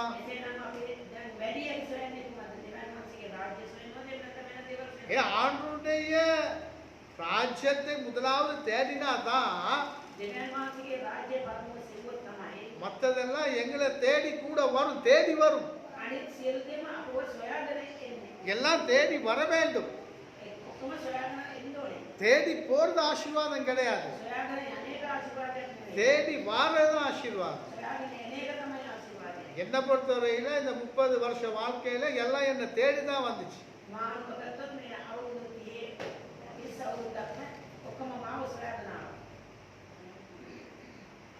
மனுஷியை மட்டும் தேடிக்கிட்டு போனேன். ஏன்னா எவனும் எனக்கு பொண்ணு கொடுக்க இருக்கல, அதுதான் விஷயம். அப்படியா? சரி, அப்படின்னு வச்சுக்குவோமே.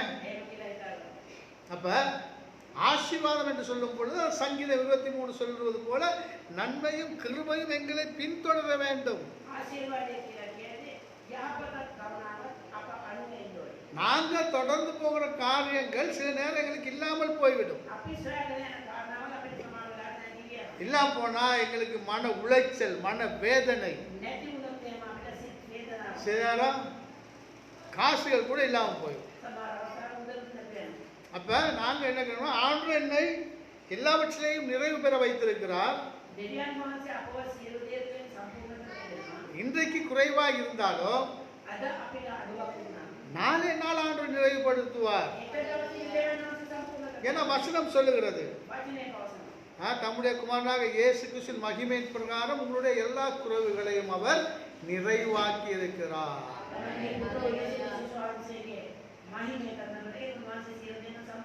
அப்ப இயேசு கிறிஸ்து மூலமாக உங்களுக்கு எல்லா நிறைவும் இருக்கிறது. அதை விசுவாசித்து நாங்கள் வாழ வேண்டும்.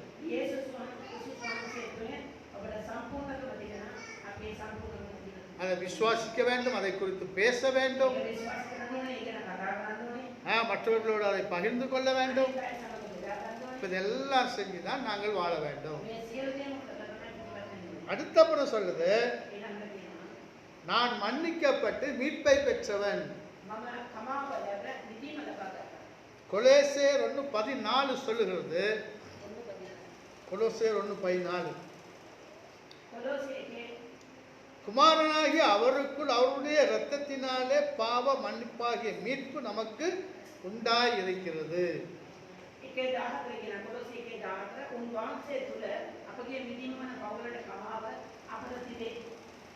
பாவம் மன்னிக்கப்பட வேண்டும்.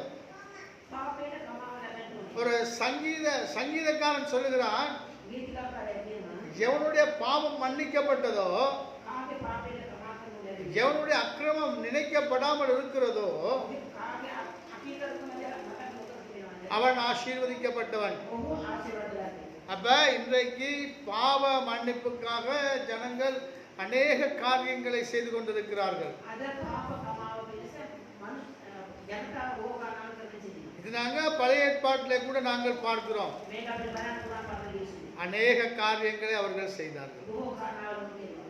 ஆனா எதனாலாவது அவர்களுக்கு அந்த கிருபை கிடைத்ததா? නමුත් උන්ට ඒ කිසිවක් පිළිබඳව ඒ අනුග්‍රහය ලැබුණාද? அந்த கிருபை கிடைக்கவில்லை. ඒ අනුග්‍රහය ලැබුණේ නැහැ. ஆனாலும் இயேசு கிறிஸ்துவின் பலி மரணம் அதை எங்களுக்கு கொண்டு வந்து கொடுத்திருக்கிறது. නමුත් යේසුස් ක්‍රිස්තුස් වහන්සේගේ පූජාව තුළින් අපිට ඒක ලැබෙනවා. அதான் ரோமர் புஸ்தகம் சொல்லுகிறது. ඒක තමයි රෝමයේ කියන්නේ. இயேசு கிறிஸ்துவின் மரணத்தை உயிர்ப்பை தன் இருதயத்திலே விசுவாசிப்பவன் நீதிமானாக்கப்படுவான். යේසුස් වහන්සේගේ මරණයත් නැවත නැගීම තමයි සිතින් විශ්වාස කරන තැනට අවුල් ආවිසකම්. அதாவது அந்த கிறிஸ்தவம் என்று சொன்னால் ஒரு சமயம் கிடையாது. இன்னைக்கு நிறைய பேர் கிறிஸ்தவத்தை ஒரு சமயமாக மாற்றி விட்டார்கள். அதுதான் பிரச்சனை.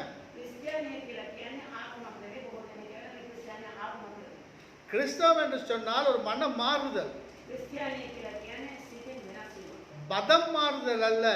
ආගමෙන් වෙනස් වීමක් නෙවෙයි. மதம் மாறுதல் அல்ல, மன மாறுதல். ආගම වෙනස් වීම නෙවෙයි, සිතින් වෙනස් இப்போ වීම. உங்களுக்கு தெரியும், நீங்க எல்லாம் ஒரு காலத்துல இந்து ஆலயங்களுக்கு போனவர்கள். ඔබ දන්නවා කාලයක් ඔබ පෙර කියන්නේ හින්දු කෝවිලට ගියා. நீங்க எல்லாம் மதம் மாறவில்லை, மனம் மாறி இருக்கிறீர்கள். ඔබලා ඇවිල්ලා ආගමෙන් වෙනස් වෙන්නේ නැහැ, සිතින් වෙනස් වෙනවා. மதத்துக்கும் மனத்துக்கும் நிறைய வித்தியாசம் உண்டு. ආගමටත් සිතටත් බොහෝ වෙනස් වීම තියෙනවා. அப்ப அந்த மனம் மாறுதல் என்னன்னு கேட்டா, அந்த மன மாறுதல் எப்படி வரும்?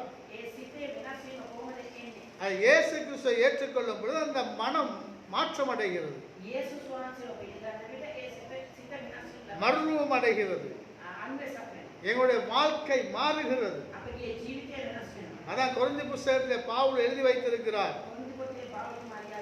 ஒருவன் கிறிஸ்துவுக்குள் இருந்தால் புது சிருஷ்டியாக இருக்கிறான், යමෙක් ක්‍රිස්තුස් වහන්සේ තුළ සිටිනම් ඔහු අලුත් පැමිණිලා කියනවා. பழசெல்லாம் பறந்து போயின, மற்ற எல்லாம் புதுசாக இருக்கிறதுன்னு சொல்லுகிறார். පරණ දේ පහව ගියේ සියල්ල අලුත් වෙන්නේ. அப்ப என்னுடைய மனம் தான் மறுரூபம் அடைய வேண்டும். අපගේ සිත තමයි අන්වසක් වෙනවා. மதம் மாறுறது எந்தவித வேலையும் இல்லை. ආගමෙන් වෙනස් වෙනවා නම් ඒක කිසිම இப்ப சில நேரம் பேர் மாறலாம். සමහරවිට නම වෙනස් වෙනවා. பேர் மாறினா மனுஷன் மாறுவானா? නම වෙනස් වෙන මනුෂ්‍යයන් වෙනස් වෙනවද? மாற மாட்டான். වෙනස් වෙන්නේ නැහැ. உடுப்பு மாறினா மனுஷன் மாறுவானா? ඇඳුම වෙනස් වුණොත් මනුෂ්‍යයන් වෙනස් இப்ப இன்னைக்கு நிறைய கிறிஸ்தவத்துக்கு மாறினவங்க இருக்காங்க, கிறிஸ்தவத்துக்கு மாறினவங்க இருப்பாங்க. අද බොහෝ දෙනෙක් ඇවිල්ලා ක්‍රිස්තියානිට வந்து வேஷ்டி கட்டி இருப்பாங்க, වේශය අතන සිටිනවා. அதுக்கப்புறம் ட்ரௌசர் போடுவாங்க. ඊට පස්සේ කවුරුද? ட்ரௌசர் போட்டாங்கன்னா அவங்களோட வாழ்க்கை மாறிச்சின்னு அர்த்தமா? ඔවුන්ලා ඒ කල්පනාකරන ඔවුන්ගේ ජීවිතය වෙනස් නැහැ කියලා කියන්නේ. நான் ட்ரௌசரும் போடுவேன். இன்னைக்கு வேஷ்டி தான் கட்டி இருக்கிறேன். இப்போ இந்த பேர் ஆசை வந்துச்சு, வேஷ்டி ஒன்று கட்டுவோம். ஏன்னா 14ஆம் தேதி தானே பொங்கல் முடிஞ்சு, சரி இன்னைக்கு வேஷ்டியோட நிற்போம். கர்த்தருக்கு ஸ்தோத்திரம். அப்ப உடுப்பு மாறுச்சுன்னு மனசு மாறாது. அப்ப மனசு எங்க மாறும்னா, எப்ப இயேசு கிறிஸ்துவுக்கு நாங்கள் எங்களை ஒப்பு கொடுக்கிறோமோ அப்பதான் எங்க மனசு மாறும். அதைத்தான் நாங்க அந்த சிங்கள பாட்டுல படிச்சோம். மனச கிளம்பிலா தென தெப்பலா தனிவு சம சனசன உப என்ன மாபலா. ஆண்டவரே, என்னுடைய மனசு உடைந்திருக்கிறது, என் கண்கள் கண்ணீரால் நிறைந்திருக்கிறது, எல்லோரையும் சந்தோஷப்படுத்துகிற ஆண்டவரே நீர் என்னை நோக்கி வாரும்னு அந்த பாடல் சொல்லுகிறது. அதுக்கப்புறம் சொல்லுது இன்னொரு காரியம், சனசும சோயனா சித்தகன தன்னா. அதாவது ஆண்டவரே, அமைதியை தேடுகிற இருதயத்தை நீர் அறிகிறபடியினாலே இதோ என் இருதயத்தை முழுமையாக உமக்கு ஒப்பு கொடுக்கிறேன். அப்ப நாங்க என்ன செய்ய வேண்டும்? அமைதியை கொடுக்கிற தேவனை தேடி எங்களுடைய இருதயத்தை ஒப்பு கொடுக்க வேண்டும். அப்ப எங்களுடைய வாழ்க்கை மாற்றமடையும். நான் வாழ்க்கை மாற்றப்பட்டவன் தான். என் குடும்பத்துல போய் கேட்டீங்கன்னா எங்க தம்பி தங்கச்சி மாதிரிலாம் நான் யாருன்ற சொல்லுவாங்க. உங்களுக்கெல்லாம் நான் சொல்லி இருக்கிறேன். அப்ப நாங்கள் மன்னிப்பை பெற்றுக்கொண்டவர்கள் என்ற நிச்சயம் எங்களுக்கு இருக்க வேண்டும். மன்னிப்பை பெற்றவன் திரும்ப திரும்ப பாவம் செய்யக்கூடாது. அதுதான் முக்கியம். திரும்ப திரும்ப நாங்க பாவம் செய்யக்கூடாது. அப்ப அதுதான் எங்களுடைய மாற்றம். அதுதான் மாற்றம். மாற்றம்னா அதுதான் மாற்றம். அந்த மாற்றம் வரும் பொழுது எல்லாம் மாறும்.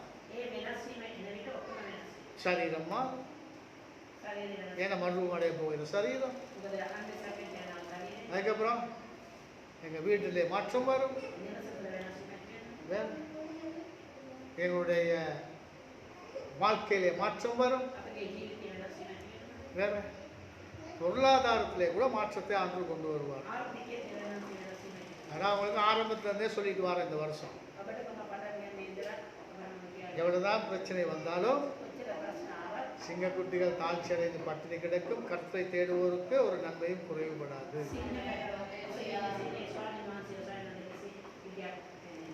அதுக்கப்புறம் நான் கிறிஸ்துவின் உடலின் ஒரு அங்கம். 1 கொரிந்தியர் 12:27 நீங்களே கிறிஸ்துவின் சரீரமாயும் தனித்தனியே அவயவங்களாயும் இருக்கிறீர்கள்.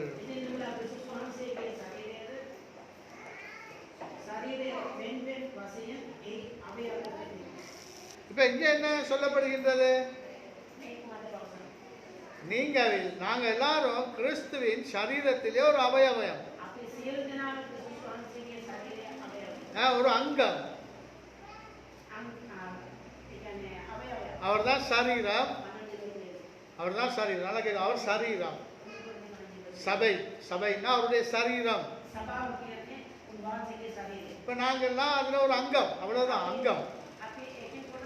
அதாவது காட்டொலிவ மரத்திலே இருந்து எங்களை வெட்டி எடுத்து நல்ல ஒலிவ மரத்தோடு ஒட்ட வைக்கப்பட்டிருக்கிறோம்.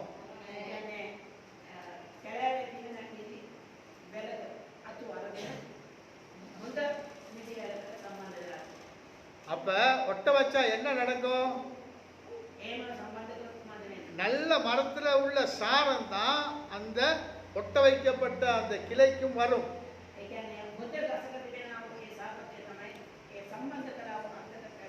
அப்ப நாங்க ஒட்ட வைக்கப்பட்டிருக்கிறோம். அதான் அந்த பாட்டுல ஆரம்பத்திலே படிச்சோம். ஒபேட்சவாகிய சீதாக் மட்டா தென்னகோ இயேசுவே உம்முடைய இருதயத்தை போல எனக்கும் அந்த இருதயத்தை தாருமே. அப்ப இயேசுவை போல இருதயம் யாருக்கு இருக்கு? நாங்க தான் உருவாக்கி கொள்ள வேண்டும்.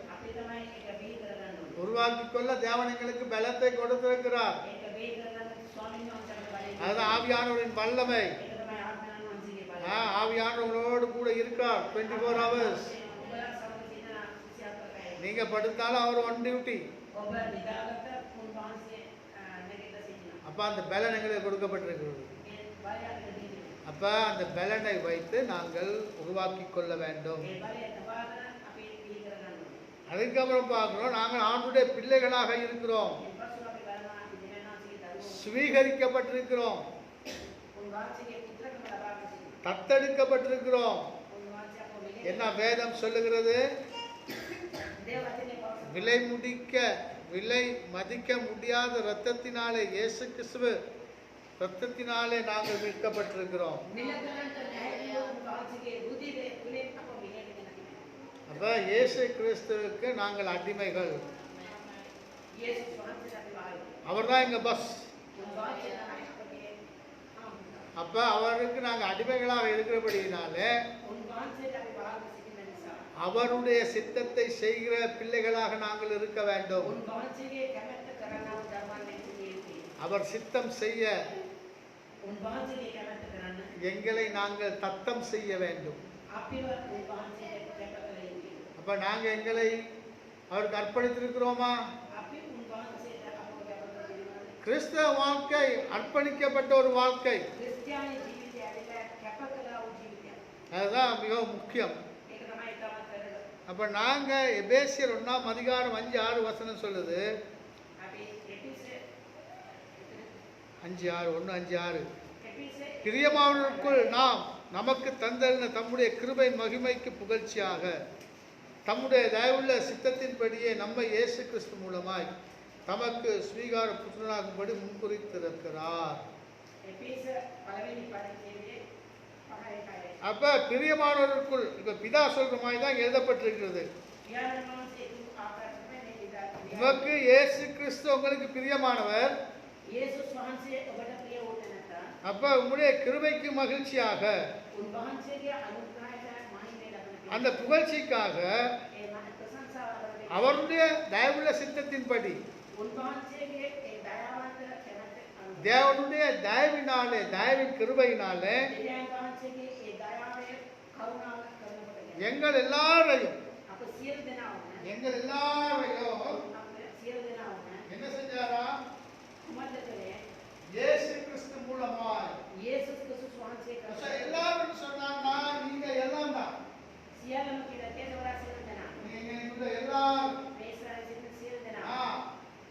நீங்க ඔබ எல்லாத்தையும் என்ன செஞ்சிருக்காரு? සියලු දෙනාම දෙනා සිකුමද්ද කරා. அவருடைய விலை மதிக்க முடியாத ரத்தத்தினாலே උන්වහන්සේගේ මිලකර නැති වූ ඒ රුධිරය තුලින් ஸ்வீகார புத்திரனாக தத்தெடுத்திருக்கிறார். පුත්‍රයන් කොට උන්වහන්සේ අපේ නියම කරගෙන. உங்களை தைரியமா சொல்ல முடியுமா? ඔබ ධෛර්යවන්තව කියන්න පුළුවන්. நான் මම இயேசு கிறிஸ்துவின் ரத்தத்தினாலே යේසුස් ක්‍රිස්තුස් වහන්සේගේ දේකරන කොටගෙන வாங்கப்பட்டிருக்கிறேன். මිලේට කියලා තිබෙනවා.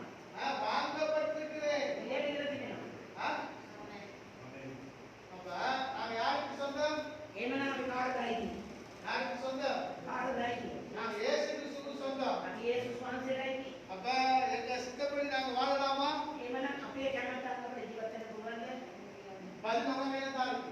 පිළිතුර ඔබේ අතේ. நீங்க தான் பதில் சொல்லணும். ඔබ තමයි පිළිතුර நான் දෙන්නේ. சொல்ல மாட்டேன். මම කියන්නේ නැහැ. நான் வாழலாமா?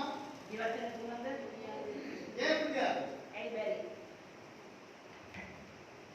அவர் அவருடைய ரத்தத்தை கொடுத்து எங்களை வாங்கி இருக்கிறார். උන්වහන්සේගේ දේ බබරුව අපෝ මෙහෙට ගෙනන්නේ. அதனால நாங்க கால் போன போக்கிலே மனம் போகலாமா, மனம் போன போக்கிலே வாழ்க்கை போகலாமா, வாழ்க்கை போன போக்கிலே அடிச்சுக்கிட்டு போகலாமான்னு நாங்க வாழ முடியாது. අපගේ සිතේ කැමැත්තට අපගේ පය යන ග්‍රහණය අපගේ සිතේ යොමු කරලා අපිට ගමන් කරන්න බැහැ. எங்களுக்கு ஒரு வாழ்க்கை முறை இருக்கிறது. අපිට කියලා ජීවිත රටාවක් තිබෙනවා. அது வேதத்தில் எழுதப்பட்டிருக்கிறது. ඒ වචනේ ලියා තිබෙනවා. அதன்படி நாங்கள் வாழ வேண்டும். ඒ අනුව අපි ජීවත් වෙන්න ඕනේ. அதை தான் ஆண்டவர் விரும்புகிறார். ඒ දේ තමයි දෙවනාසි කියන්නේ. ඒකමයි දෙවන් වහන්සේ කැමති. ඒක තමයි දෙවනාසි කියන්නේ. දැන් කැමතිද? එහෙම ජීවත් වෙන්න දැන් කැමතිද? එහෙම ජීවත් අපේ බාල නෙමෙයි විරුමා. ஆசையா? எத்தனை பேர் என்னோட சேர்ந்து சொல்லுவீங்க? කීමනේ මාත්‍රේ வேறொரு ஆசை இல்லை இயேசு ராஜா உம்மை தவிர உம்மை தவிர. அதுதான் எங்களுடைய வாழ்க்கையாக இருக்க வேண்டும். වෙන කිසි ආසාවක් නැහැ ස්වාමීනි ඔබට. அதுக்கப்புறம் அடுத்தது ஒரு முக்கியமான காரியம், ඊළඟට කාරණා. நாங்கள் ஆவியானவர் மூலமாய் අපි ආත්මයන් වහන්සේ තුලින් தேவனிடம் வரக்கூடியவர்கள். දෙවියන් වහන්සේ වෙතට එන්න පුළුවන් අය. அதுதான் விசேஷம். ඒක තමයි විශේෂය. தேவனுக்கு முன்பாக அவருடைய கிருபாசனத்துக்கு முன்பாக வந்து நின்று அப்பா என்று பேசக்கூடிய ஒரு தகுதியை அவர்களுக்கு கொடுத்திருக்கிறார். දෙවියන් වහන්සේ ඉදිරියේ උන්වහන්සේගේ කරුණාසනයේ ඉදිරියේ තවත් ඒ කියලා අඬගසන කිසි මානසිකට සුදුසුකමක් නැහැ. அதான் இயேசு கிறிஸ்து சொன்னார், යේසුස් වහන්සේ කිව්වා நீங்கள் ஜெபம் பண்ணும்போது ඔබ යාඥා කරන කල பரலோகத்திலே இருக்கிற எங்கள் பிதாவே ස්වර්ගයේ සිටින අපගේ පියාණනි உம்முடைய நாமம் மகிமையடைவதாக ඔබගේ නාමය මහිමයෙන් அப்படின்னு ஜெபிங்கன்னு கற்றுக் கொடுத்தார். එහෙම යාඥා කරන්න කියලා ගන්නවා. உங்க பிதா பரலோகத்திலே இருக்கிறார். පියාණන් වහන්සේ ස්වර්ගයේ සිටිනවා. அவருக்கு முன்னுக்கு போய் நின்று நீங்கள் பயமில்லாமல் சொல்லுங்க. උන්වහන්සේ ඉදිරියට ගොස් ඔබ වයරතු කියන්නේ. ஐயோ பிள்ளை வந்திருக்கிறேன், මෙන්න ඔබගේ දරුවා වැඳ සිටිනවා. எனக்கு இந்த பிரச்சனை இருக்கு ஆண்டவரே. මට මේ වගේ ප්‍රශ්න இந்த තියෙනවා. பிரச்சனையை நீங்க தான் சால்வ் பண்ணி தரணும். මේ ප්‍රශ්නය ඔබ තමයි නිරාකරණය කරන්න. ஆண்டவர் நிச்சயமாக அதை அந்த பிரச்சனைகளை உங்களை விடுவிப்பார். දෙවියන් වහන්සේ ප්‍රශ්නේ දෙන්න ඕනේ දවස්. இதுக்காக உங்களுக்காக வேற யாரும் ஜெபிக்க வேண்டிய அவசியமே கிடையாது. ඔබ උදෙසා වෙන කවුරුත් යාඥා කරන්න අවශ්‍යම නැහැ. ஏன்னா உங்களுக்கு ஆண்டவர் அதை கொடுத்திருக்கிறார், ඇයිදකෝ දෙවියන් වහන්සේ ඒ දේ ඔබටම දීලා. அந்த அதிகாரத்தை கொடுத்திருக்கிறார், ඒ බලය ඔබට දීලා. அந்த வல்லமையை கொடுத்திருக்கிறார். ඒ ආධිපත්‍ය බලය දීලා. இப்போ நீங்கள் பாருங்க, சபைகளில் போனால் சர்வீஸ் முடிஞ்சிட்டு ஆட்கள் வீட்டுக்கு போகிறதுக்கு பின்னேரம் ஆயிரும். සභාවවල ගියොත් සෙනග ඇවිල්ලා සභාවෙන් ඉවරගෙන ගෙවල් වලට යන්න අවශ්‍යයි. ஏன்னா 5-6 போலின் அப்படியே கிடக்கும். ඒ කියන්නේ අහන්න පොලින් නතර පාර්ශ්වය. ஏன்னா ஜெபிக்கணும் பாஸ்டர், அதுதான் அவங்களோட இது சிஸ்டம். පාර්ශ්වය ආඥා කරන එක තමයි උදෙසා. அது இந்தியாவில் நிறைய கிடக்கு. ඒක ඉන්දියාවේ තියෙනවා. அவங்களுக்கு தெரியும், இங்கே முந்தி இந்தியன் பாஸ்டர்ஸ் வந்து அப்படி தான் கூட்டத்தை போட்டு உட்காந்துருவாங்க. ඉන්දියන් පාර්ශ්වයට આવතම මේ තියෙන තමයි. அது அவங்களுக்கு பழகிட்டு. ඒක ඒගොල්ලන්ට පුළුවන්. ஆனால் නමුත් வேதம் என்ன சொல்லுகிறது? දේව වචනේ කුමක්ද? என்னை விசுவாசிப்பவன் මාව විශ්වාස කරන තැනදී நோயாளிகள் மீது கைகளை வைப்பான், நோய் ඔබගේ குணமாகும். තමයි ඔබගේ සුවය. ஆண்பாசாசுகளை திருத்துவான். ඔවුන්ගේ අක්ෂයන් දුරු කරයි. இப்போ உங்களுக்காக நான் ஜெபிச்சா ඔබ උදෙසා මම යාඥා කරනවා. எனக்காக நான் இப்போ ஜெபிக்கிறது? මම වෙන්නේ කොහොමද මම යාඥා කරන්නේ? எனக்கு ஜெபிக்க டைம் கிடைக்குமா? මට යාඥා කරන්න වෙලාවක් නැහැ. உங்களுக்காகலாம் நான் ஜெபிக்கிறது தான், ඔබ වෙන්නේ මම යාඥා කරනවා. அது வேற விஷயம். ඒක වෙන කතාවක්. அது ஒரு ஊழியக்காரனுடைய கடமை, ඒක දේව සේවකයාගේ වගකීම. சபை ஜனங்களுக்காக ஜெபிப்பது. සභාවේ ජනතාවගේ යාඥා. அதுக்காக உங்களெல்லாம் வச்சுக்கிட்டு டெய்லி 2-3 ஹவர் எடுத்து கோழியில் வச்சு ஜெபிக்க இயலாது. ඒ උදෙසා ඔබ පොලිමේ තබන්න කැයි දෙක තුනක් යාඥා කරන්න. அதனால தான் கொரோனா வந்து டைமுக்கு சபையை வந்து டைமுக்கு சபையை போட்டு வச்சாராங்க. ඒ නිසා තමයි කොරෝනා වෛරල වෙලාවට සභාව උත්තර සභාව වෙලාවට සභාව සංසාරය. ஆமீனா இல்லையா? ආමේන්. ஆ? என்ன யோசிக்கிறீங்க? பாஸ்டர் பிள்ளையாரு சொல்லிட்டேனா? මම වැරදි දෙයක් නැහැ කියලා ஆ? කල්පනා කරනවා. அப்ப நாங்க ஜெபித்து பெற்றுக்கொள்ளக்கூடிய வல்லமையை தேவனுங்களுக்கு கொடுத்திருக்கிறார். අපි යාඥා කරලා ලබා ගන්න පුළුවන් ඒ බලය දිනගතකදී. ஆகையினாலே தான் காணிக்கையில கூட நாங்கள் ஒரு வித்தியாசத்தை கொண்டு வந்தேன். එම නිසා තමයි පඳුරු තුනක් වෙනස් වීමක් ඇති වෙන්නේ. நீங்க வேண்டிய நேரம் வேண்டிய மாதிரி ஜெபித்து நீங்களே போடுங்க. ඔබ ගමන වෙලාවට ඔබම යාඥා කරලා ඔබම දාන්න. ஆண்டவர் கேட்பாரா இல்லையா? දෙවියන් වහන්සේක අසයිද නැද්ද? நான் ஜெபிச்சா கேட்பாரா, நீங்க ஜெபிச்சா கேட்பாரா? මම යාඥා කරලා තසනවද ඔබ යාඥා කරලා තසනවද? சரி, பாஸ்டர் ஜெபித்தா தான் கேட்பாருன்னு சொல்றாங்க, எல்லாம் கையை சுத்துங்க. පාස්සේ යාඥා කරලා තමයි දෙවියන් වහන්සේ අසන්නේ කියලා කියනවා යාඥා කරලා. நாங்க ஜெபிச்சாலும் ஆண்டவர் கேட்பாருன்னு சொல்றாங்க, கையை சுத்துங்க. අපි යාඥා කරලා දෙවියන් වහන්සේ අසලවයි කියන අතුසල වෙනවා. அப்ப நீங்க ஜெபிக்க வேண்டாம். එහෙනම් ඔබ යාඥා කරන්න. அதனாலதான் நாங்க இந்த வருஷம் தொடக்கத்துல இருந்து ஜூம்ல ஜெபத்தை பத்தி நிறைய காரியங்கள் கற்றுக் கொடுக்கிறேன். ඒ නිසා තමයි Zoom එකේ මේ අවුරුද්දේ පටන් ගන්න ඉඳලා යාඥා වෙන බොහෝ දේවල් කරනවා. நீங்க எல்லாம் ஜெப வீரர்கள் வீராங்கனையாக மாற வேண்டும். ඔබ ඇවිල්ලා යාඥාවේ වීරයන්ට වීරයන් நிறைய பேர் உங்கள்ட்ட வரும், බොහෝ දෙනෙක් ඔබට එනවා. அதுக்கப்புறம் அவங்க இங்க வரும். ඊට පස්සේ ඕනේ எல்லாரும் கரங்கள் உயர்த்தி ஆண்டவரை துதிக்க வேண்டும், සියලු දෙනාම දැක්ක සොර වෙලා கை தட்டி ஆண்டவரை துதிக்க வேண்டும். අතුල සමීර දෙනා எல்லாத்திலையும் நாங்கள் ஆண்டவரை மகிமைப்படுத்த வேண்டும். සියලු දේ තුල දෙවියන් වහන්සේගේ මහිමය පත් කරනවා. அதனால எபேசியர் 2:18 இப்படி சொல்லுது, එපිස 2:18 වෙනි அப்படியே நாம் இருதரத்தாரும் ஒரே ஆவியினாலே பிதாவினிடத்தில் சேரும் ஸ்லாக்கியத்தை அவர் மூலமாய் பெற்றிருக்கிறோம். 2:18 මේ ආකාරයට පවසන දෙවියන් වහන්සේ அதாவது என்ன சொல்லுதுன்னா, கிறிஸ்து மூலமாய் මක්නිසාද උන්වහන්සේ කරගෙන අප දෙගොල්ලන්ට එක ආත්මයන් වහන්සේ තුළ ඥාන වහන්සේ නැකට පැමිණීමේ පුළුවන්කම තිබේ. கிறிஸ்து மூலமாய் இருதரத்தாரும்னா ක්‍රිස්තුස් වහන්සේ තුළින් අප දෙගොල්ලන්ටම කියලා කියන්නේ ஒன்று வந்து இஸ்ரேல் ஜனங்கள், එකක් ඇවිල්ලා ඉස්රායෙල් ජනතාව. ஒன்று வந்து அந்நிய ஜனங்கள். එකක් ඇවිල්ලා අනිත් ජනතාව. ஏன்னா பவுல் சொல்றார், இஸ்ரவேல் ஜனங்களை குறித்து சொல்லும்போது சொல்லுகிறார், ආවතුමා ඉස්රායෙල් ජනතාව කියලා தேவாராதனை உங்களுடையது, දෙවියන් වහන්සේ අපස්ථාන தேவன் உங்களுடையவன். දෙවියන් වහන්සේ ඔබගේ என்ன அவர் ஒரு யூதன் தானே, எல்லாரும் உங்களுடையது உங்களுடையது உங்களுடையதுன்னு சொல்றாரு. ඒ කියන්නේ ආවතුමා යුදෙන්නේ නිසා සියලු දේම ඔබගේ ඔබගේ ஆனா இதை எழுதும் போது அழகா எழுதுகிறார், මේ වචනේ ඉන්නේ அவங்களையும் ඔවුන්ට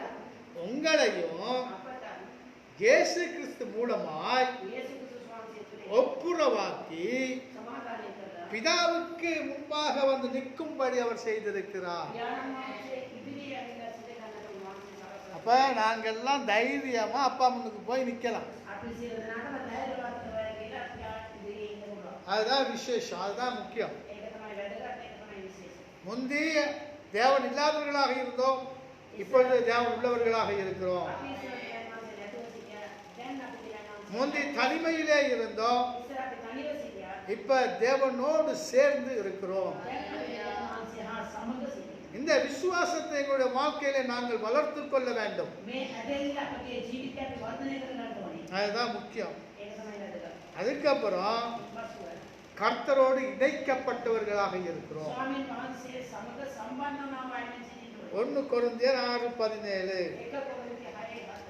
அப்படியே கர்த்தரோடு இருக்கிறவனும் அவரோடு ஒரே ஆவியாய் இருக்கிறான்.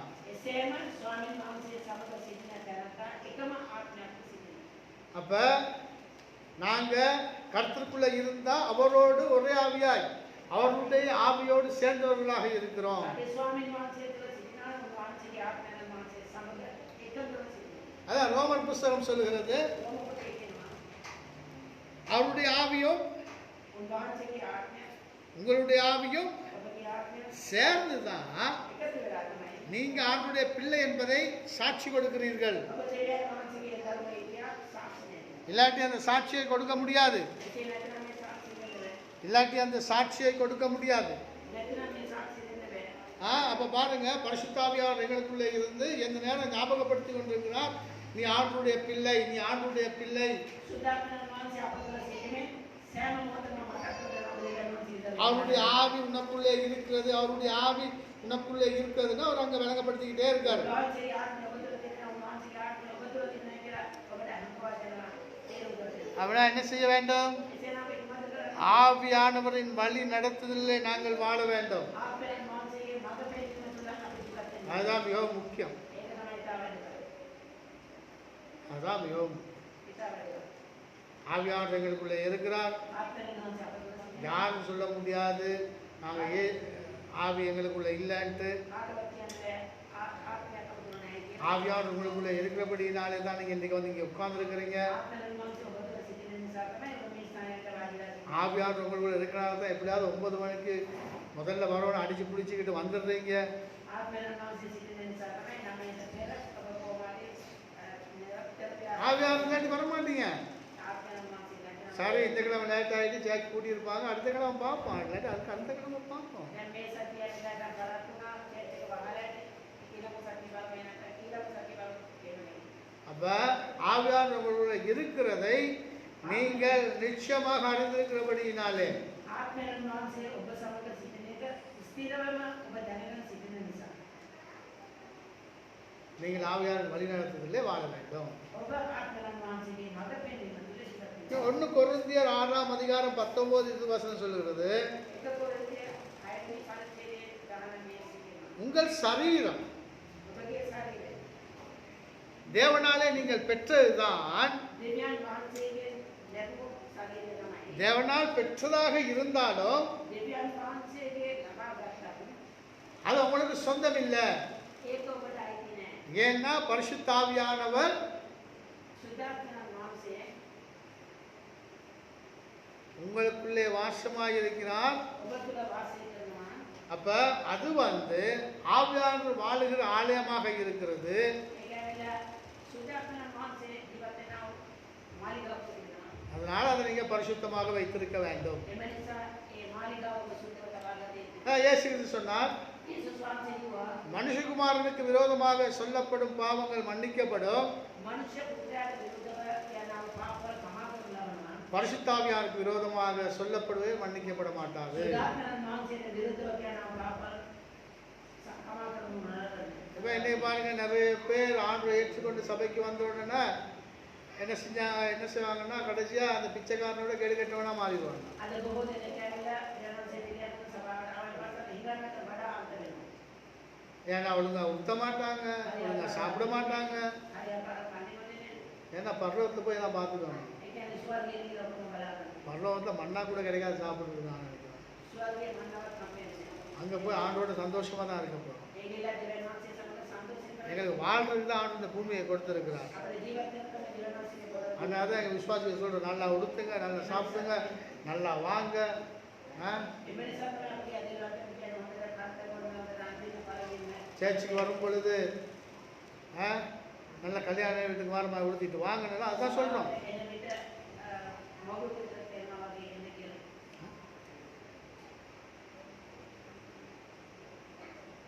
யாவருக்கு போன வருஷம் யாரும் என்கிட்ட கால் பண்ணி கேட்டாங்க, ගියවුරුද්දේ මම කෝල් කරලා பாஸ்டர் எப்போ இந்த சர்வீஸ்லாம் தொடங்க போகிறீங்க, எப்போ தொடங்க போகிறீங்க? පාස්ටර් කවදද සර්විස් එක ඔක්කොම පටන් ගන්න.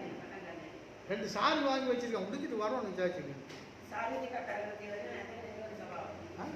ஸ்தோத்திரம். ස්වාමීන් වහන්සේ ප්‍රශංසාව. அவளுக்கு ஆசை, புது சாரியெல்லாம் வாங்கியிருக்க எப்படியாவது உடுத்திட்டு ஆண்டோட சம்பத்தோடி போய் உளுந்துறோன்ற ஒரு ஆசை அந்த அம்மாவுக்கு. එයාට ආසයි. යාම්මට ඇවිල්ලා අලුතෙන් සාරි අරන් දෙනවා නේ. වැඳගෙන දෙන්නත් යන්න කෙනෙක් දෙන්නත් නමස්කාර කරනවා කියන ආසාව. இதெல்லாம் நான் தப்புன்னு சொல்ல மாட்டேன். මේවා වැරදි කියලා කියන්නේ නැහැ. கோடி கொடுத்து சாரி வாங்கி கொடுத்தா உடுத்திட்டு சேர்ச்சுக்கு வாங்க. කෝටියක් දීලා සාරි ගන්නවා නම් අරගෙන ඇඳගෙන සභාවට එන්න. அது பிரச்சனையே கிடையாது. ඒක ප්‍රශ්නයක් නෑ. உள்ளம் மாற்றமடைய வேண்டும். ඇතුළාන්තය වෙනස් වෙන්න ඕනේ. உள்ளம் மாறாம வெளி மாற்றம் வந்து சரி வராது. ඇතුළාන්තය වෙනස් වෙන්නේ නැතුව පිටස්තරින් වෙනස් කරන්න. இன்னைக்கு எல்லாரும் வெளியில மாத்திக்கிறான், உள்ளுக்கு மாத்துறாங்க இல்ல. අද ඔක්කොම ඇවිල්ලා පිටස්තරින් වෙනස් කරගන්නවා. ඇතුළාන්තය වෙනස් කරන්නේ නැහැ. வெளியும் மாற வேண்டும், உள்ளான மனுஷனும் மாற்றமடைய வேண்டும். ඇතුළාන්තයත් වෙනස් වෙන්න ඕනේ. පිටස්තර මනුස්සයත් වෙනස් වෙන්න ඕනේ. அப்ப நீங்கள் கிரயத்துக்கு கொல்லப்பட்டீர்கள், එසේනම් ඔබ මෙලියට දරු ලැබුවා. தேவனுக்கு உடையவர்களாகிய දෙවියන් වහන්සේටම අයිති වූ ඔබ உங்கள் சரீரங்களினாலும் ஆவியினாலும் தேவனை மகிமைப்படுத்துங்கள். ඔබගේ ශරීරය තුළිනුත් ආත්මයන් වහන්සේ තුළිනුත් දෙවියන් වහන්සේ මහිමය කරනවා. இப்ப என்ன சொல்றாரு? உங்களுடைய சரீரம் ஆவி ரெண்டு மாற்ற மகிமைப்படுத்த வேண்டும். දෙකම එකතු වෙලා දෙවියන් වහන්සේට මහිමය දෙනවා. அப்ப சரீரத்தால் எப்படி மகிமைப்படுத்த போகிறோம்? ශරීරයේ කොහොමද අපි මහිමයපත් කරන්නේ? முதலாவது எங்களுடைய முழு சரீரத்தை ஆண்டுக்கு ஒப்பு கொடுத்து බලමු අපගේ සම්පූර්ණ ශරීරය දෙවියන් වහන්සේට බාර දීලා. அதையே ஒரு ஆராதனையாக ஆண்டுக்கு கொடுத்து விட வேண்டும். ඒක අපි නමස්කාරයක් වෙන දෙවියන් වහන්සේට කැප කරගන්න. இரண்டாவது ஆவிக்குரிய மனிதன், உள்ளான மனிதன் டெய்லி பலப்பட வேண்டும். දෙවන ආර්ථික මනුෂ්‍යයා, අතුලාර්ථ මනුෂ්‍යයා ශක්තිමත් වෙන්න. நாங்கள் ஏன் எந்த நாள் சாப்பிட்றோம்? ඇයි අපි හැමදාම කෑමන්නේ?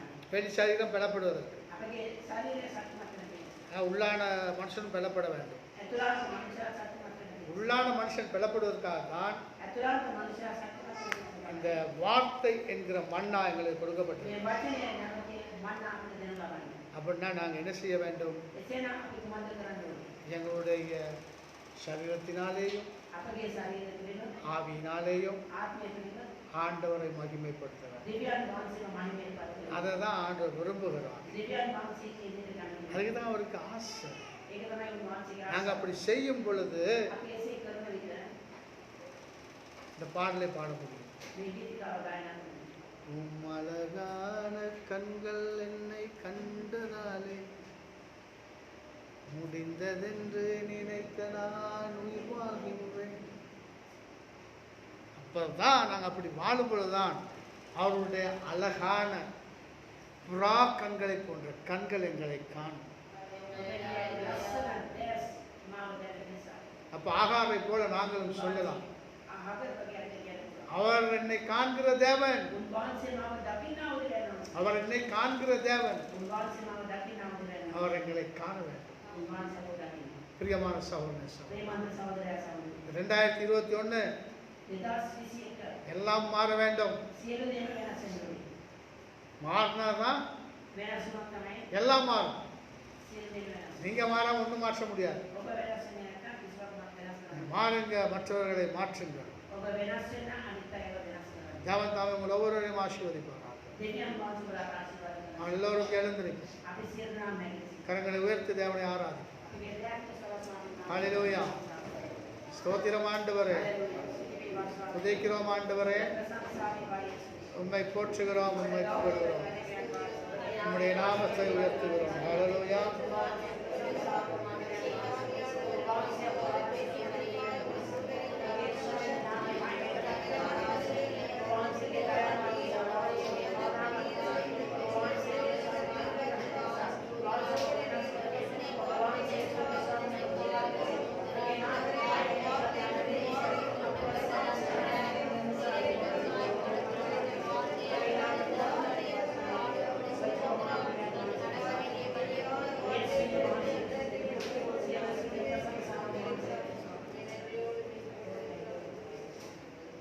நல்லதை நாங்கள் ஒருத்தருக்காக நாங்கள் ஜெபிப்போம். අපි එක විදිහේ යාත්‍රාවක් எனக்கு நல்லா தெரிஞ்ச ஒருத்தர் ஃபேஸ்புக்கில் இந்த பிரசங்கத்தெல்லாம் கேட்டுக்கிட்டு இருக்காரு. මම හොඳටම දන්නේ එක්කෙනෙක් මේ Facebook එකේ දේශනාව අහලා பிரதர் தீபன். brother Stephen அவருக்காக நாங்கள் ஒரு சின்ன ஒரு ஜெபத்தை எடுப்போம். එයා වෙනුවෙන් පුරා යාත්‍රාවක් අපි ආරම්භ தேவனுடைய வாழ்க்கையில கிரியை செய்யணும். දෙවියන් වහන්සේගේ ජීවිතයේ යාත්‍රාවක් அன்புள்ள ஆண்டவரே, இந்த காலை வேளையில உம்மை ஸ்தோத்தரித்து நான் இந்த தீபனுக்காக ஜெபிக்கிறேன். ප්‍රේමාන්විත යේසුනේ මේ දර්ශන කාලේ දේවල් උදෙසාම වහන්සේ ප්‍රශංසා ஜீவ அவர் உமது பலத்த கருத்துக்கு ஒப்படைக்கிறேன் ஆண்டவரே. ඔබගේ බලවත් හස්තයට බාර දෙන්න நீர் அவரோடு இருந்து அவரை ஆசீர்வதிங்க. වහන්සේ උසාවද සේවයට ආශිර්වාද කරන්න அவருக்கு தேவையான பலனை கொடுங்க ஆண்டவரே, நல்ல ஞானத்தை கொடுங்க. ඔබට අවශ්‍ය කරන ශක්තිය දෙන්න ඥානය ලබා දෙන්න அவருடைய செய்கிற வேலையிலே முன்னேறி செல்ல அவருக்கு உதவி செய்யுங்க.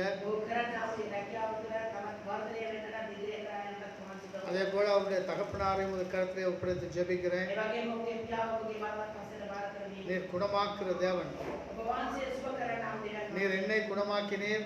ඔබ වහන්සේ මම සුව කරා நான் விசுவாசிக்கிறேன், அவரை நீர் குணமாக்குவீர். මම විශ්වාස කරනවා ඔබත් වහන්සේ සුව කරනවා தேவனுடைய தந்தைக்குள்ளே கிரியை செய்கின்ற எல்லா நோயின் ஆவிகளையும் நசரேயனாகிய இயேசுவின் நாமத்தினாலே நான் கட்டிந்து ඒ அப்புறப்படுத்துகிறேன். ශරීරයේ තුළ ක්‍රියා කරන සියලු රෝගකාර ආත්ම යේසුස් වහන්සේගේ නාමයෙන් මම වැඳනවා சகோதரனை ஆசீர்வதிக்கிறேன் இயேசுவின் நாமத்தில். සහෝදරයාට ආශිර්වාද කරන යේසුස් වහන්සේ ஜெபத்தை கேட்டு பதில் கொடுத்தபடியினாலே நன்றி. යාඥාව සාපේක්ෂව දුන්න නිසා වහන්සේට ස්තුතියි ஆமென். ආමේන් நல்ல சில அறிவித்தல்கள் இருக்கிறது. සමාන දැනීම් තිබෙනවා புதன்கிழமை 7 மணிக்கு ஜூம் மீட்டினுக்கு வர முடிஞ்சவங்க வாங்க. බදාදා හවස 7ට ඒ සූම් මීටින් එකට සම්බන්ධ වෙනවා අය සම්බන්ධ அதே போல் இப்போ சனிக்கிழமை காலையில் 9 மணிக்கு இங்கே கிளாஸ் நடைபெறும். ඒ වගේම සෙනසුරාදා උදෑසන 9ට මේ ස්ථානයේ ක්ලාස් එක තියෙනවා அந்த கிளாஸுக்காக நீங்கள் ஜெபித்துக் கொள்ளுங்கள். வாரவங்க வாங்க. ඒ ක්ලාස් එකේ මේ ඔය ආඥා කරන්න එනවා අය அதே நாங்கள் நிறைய காரியங்களை கற்றுக்கொள்கிறோம். ඒ තුනේ පොරෝ කාරණා ඉගෙන ගන්නවා அதே போல் ஜூம்லேயும் நிறைய காரியங்களை கற்றுக்கொள்கிறோம். ඒ වගේම සූම් එකේ පොරෝ කාරණා ඉගෙන ගන්නවා அப்புறம் ஞாயிற்றுக்கிழமை காலை 9 மணிக்கு ஆராதனை நடைபெறும். ඒ වගේම ඉරිදා උදෑසන 9ට නමස්කාරය තියෙනවා அதே போல் குடிச்சாக்குளம் முஸ்லீம் ஸ்கூலுக்கு வேதத்தை படித்து கொடுக்க ஒரு டீச்சர் எங்களுக்கு வாலண்டியர்ஸாக எங்கள்கிட்ட கேட்டிருக்கிறாங்க. ඒ කියන්නේ පොලිටිකල් මේ ඉස්කෝලේට ඇවිල්ලා ක්‍රිස්තියානි ආගම උගන්වන නිසා ගුරුවරු දෙන්නෙක් ක්ලාස් දෙනවා சம்பளம் ஒன்றும் கொடுக்க மாட்டாங்க. පඩියක් දෙන්නේ නැහැ வாலண்டியர்ஸாக தான் அதை செய்யணும். ඒක ඇවිල්ලා අපි කැමති තමයි ඒක කරන්නේ அப்போ இப்போ நான் யோசிச்சு பார்த்தா அப்புறம் நேற்று கலையிலோவிய வர சொல்லி அவனோட கதைச்சேன். මම මේ පරිවර්තනය කියලා ඉවරට කතා කරා கிழமையில் 2 நாள் போய் படித்து கொடுக்கணும். සතියේ දවස් දෙකක් ගිහලා ඒ උගන්වනවා அப்போ அவங்க 2 பேரும் சொன்னாங்க, பாஸ் எனக்கு காசு தேவையில்லை, ඒ දෙදෙනා මුදුව පාසලට උදලා අවශ්‍යනේ நாங்கள் போய் அதை கற்றுக் கொடுக்குறோம். අපි ගිහලා ඒක උගන්වනවා இருந்தாலும் நாங்கள் அவங்களுக்கு பஸ் ஃபேர் ஏதாவது கொடுக்க வேணுமென்ற ஒரு இதில் தான் நான் இருக்கிறேன். නමුත් ඒවලන්ට ඒ වස්තුව දෙන්න ඕනේ කියලා ඒ කියන්නේ සිතක් මොකද நீங்கள் அதுக்காக ஜெபித்துக் கொள்ளுங்கள். ඒ නිසා අපි ආඥා කරන්නේ ஏன்னா நிறைய ஸ்கூலில் சும்மா வாலண்டியர்ஸாக போன டீச்சர் தான் 2 வருஷம் 3 வருஷம் 4 வருஷம் போய் அங்கே அந்த ஸ்கூல்லே டீச்சராக இருக்கிறாங்க. ඒ කියන්නේ බොහෝ පාසල් වල ඇවිල්ලා ඒ කියන්නේ තාවකාලික මේ ආකාරයේ කියව දරුවන් තමයි ඒ ඇවිල්ලා ගුරුවරු මුණපත් දීලා වගේ. இனி இது எங்களுக்கு தேவன் திறந்து கொடுத்த ஒரு நல்ல ஒரு கதவு. මේක අපිට දෙවියන් වහන්සේ මුදක දුන්නා වූ යාපත් දුන්නා. அதுக்காக நீங்கள் ஜெபித்துக் கொள்ளுங்கள். ඒ උදෙසත් අපි ආඥා කරන්නේ. மீண்டும் நாங்கள் அடுத்த சனிக்கிழமை கர்த்தர் சித்தமானால் சந்திப்போம். නැවතත් අපි ලබන සෙනසුරාදා ස්වාමීන් වහන්සේගේ කැමැත්ත නම් දුන්නා. முகமுகமாய் சந்திப்போம். මූණට මූණ ආවුනේ. புதன்கிழமை ஜூமில் சந்திப்போம். බදාදා විසුමේ මුනේ. நாங்கள் ஜெபத்தை இந்த கூட்டத்தில் අපි ආඥා කරනවා. எங்களை நேசிக்கிற நல்ல ஆண்டவரே, අපේ ප්‍රේම කරනා වූ යාපත් දෙවියන් වහන්සේ. இந்த நாளுக்காக உம்மை ஸ்தோத்தரிக்கிறேன். මේ දවසේ සාබවන්සේ ප්‍රශංසා இந்த කරනවා. நாளிலே நீர் எங்களோடு கதைத்த அநேக காரியங்களுக்காக நன்றி. මේ දවසේදී වහන්සේට කතා කළ බොහෝ කාරණාවන් සාබවන්සේ විශ්ලේෂණය நீர் கொண்டு வந்த இந்த ஜனங்களுக்காக நன்றி. වහන්සේගේ නාම උද්ඝාටන සාස්ත්‍රී இந்த ஜனங்களை எல்லாம் ஆசீர்வதிங்க ஆண்டவரே. ජනතාවට වහන්සේ ආශිර්වාද இன்றைய கேட்ட வார்த்தையின்படி வாழ்ந்து අධ්‍යක්ෂව වචනයන් ජීවිතේ உம்முடைய நாமத்தை மகிமைப்படுத்த உதவி செய்யுங்க. ඔබගේ නාමය මහිමයට පත් කරගන්න උදව් කරන්න. எல்லா துதிகன மகிமையும் உமக்கு. සියලු ස්තුති ප්‍රශංසා ගෞරව වහන්සේ. இயேசு கிறிஸ்துவின் நாமத்தில் යේසුස් ක්‍රිස්තුස් වහන්සේගේ නාමයෙන් ஜெபிக்கிறேன் நல்ல பிதாவே. යාඥා කරන යහපත් යාන්ති. ஆமென். என் ஆத்மாவே கர்த்தரை ஸ்தோத்திரே. එයි මොළවේ කර්තනාමයේ ස්තුතියි. එයි ආත්මාවේ කර්තේ ස්තුතියි. අවසිය සර්වභාගයේ නමස්කාරය. රාජ්‍ය වඩනේ මහිමේ එතෙන් පතරා යේසු ක්‍රිස්තුවේ. ආමේන්.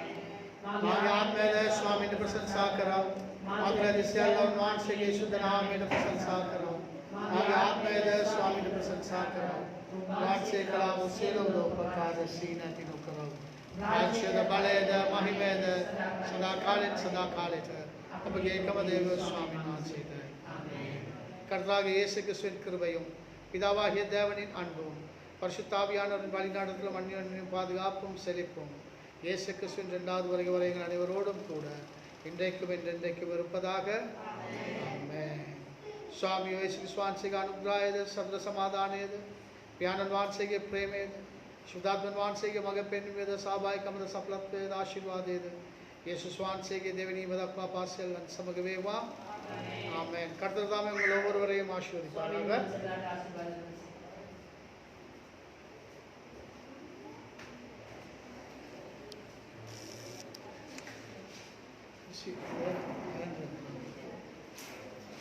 இந்த கேலண்டருக்கு காசு கொடுத்தவங்க இந்த ஸ்வீட்டை கேலண்டருக்கு வாங்கிக்கோங்க.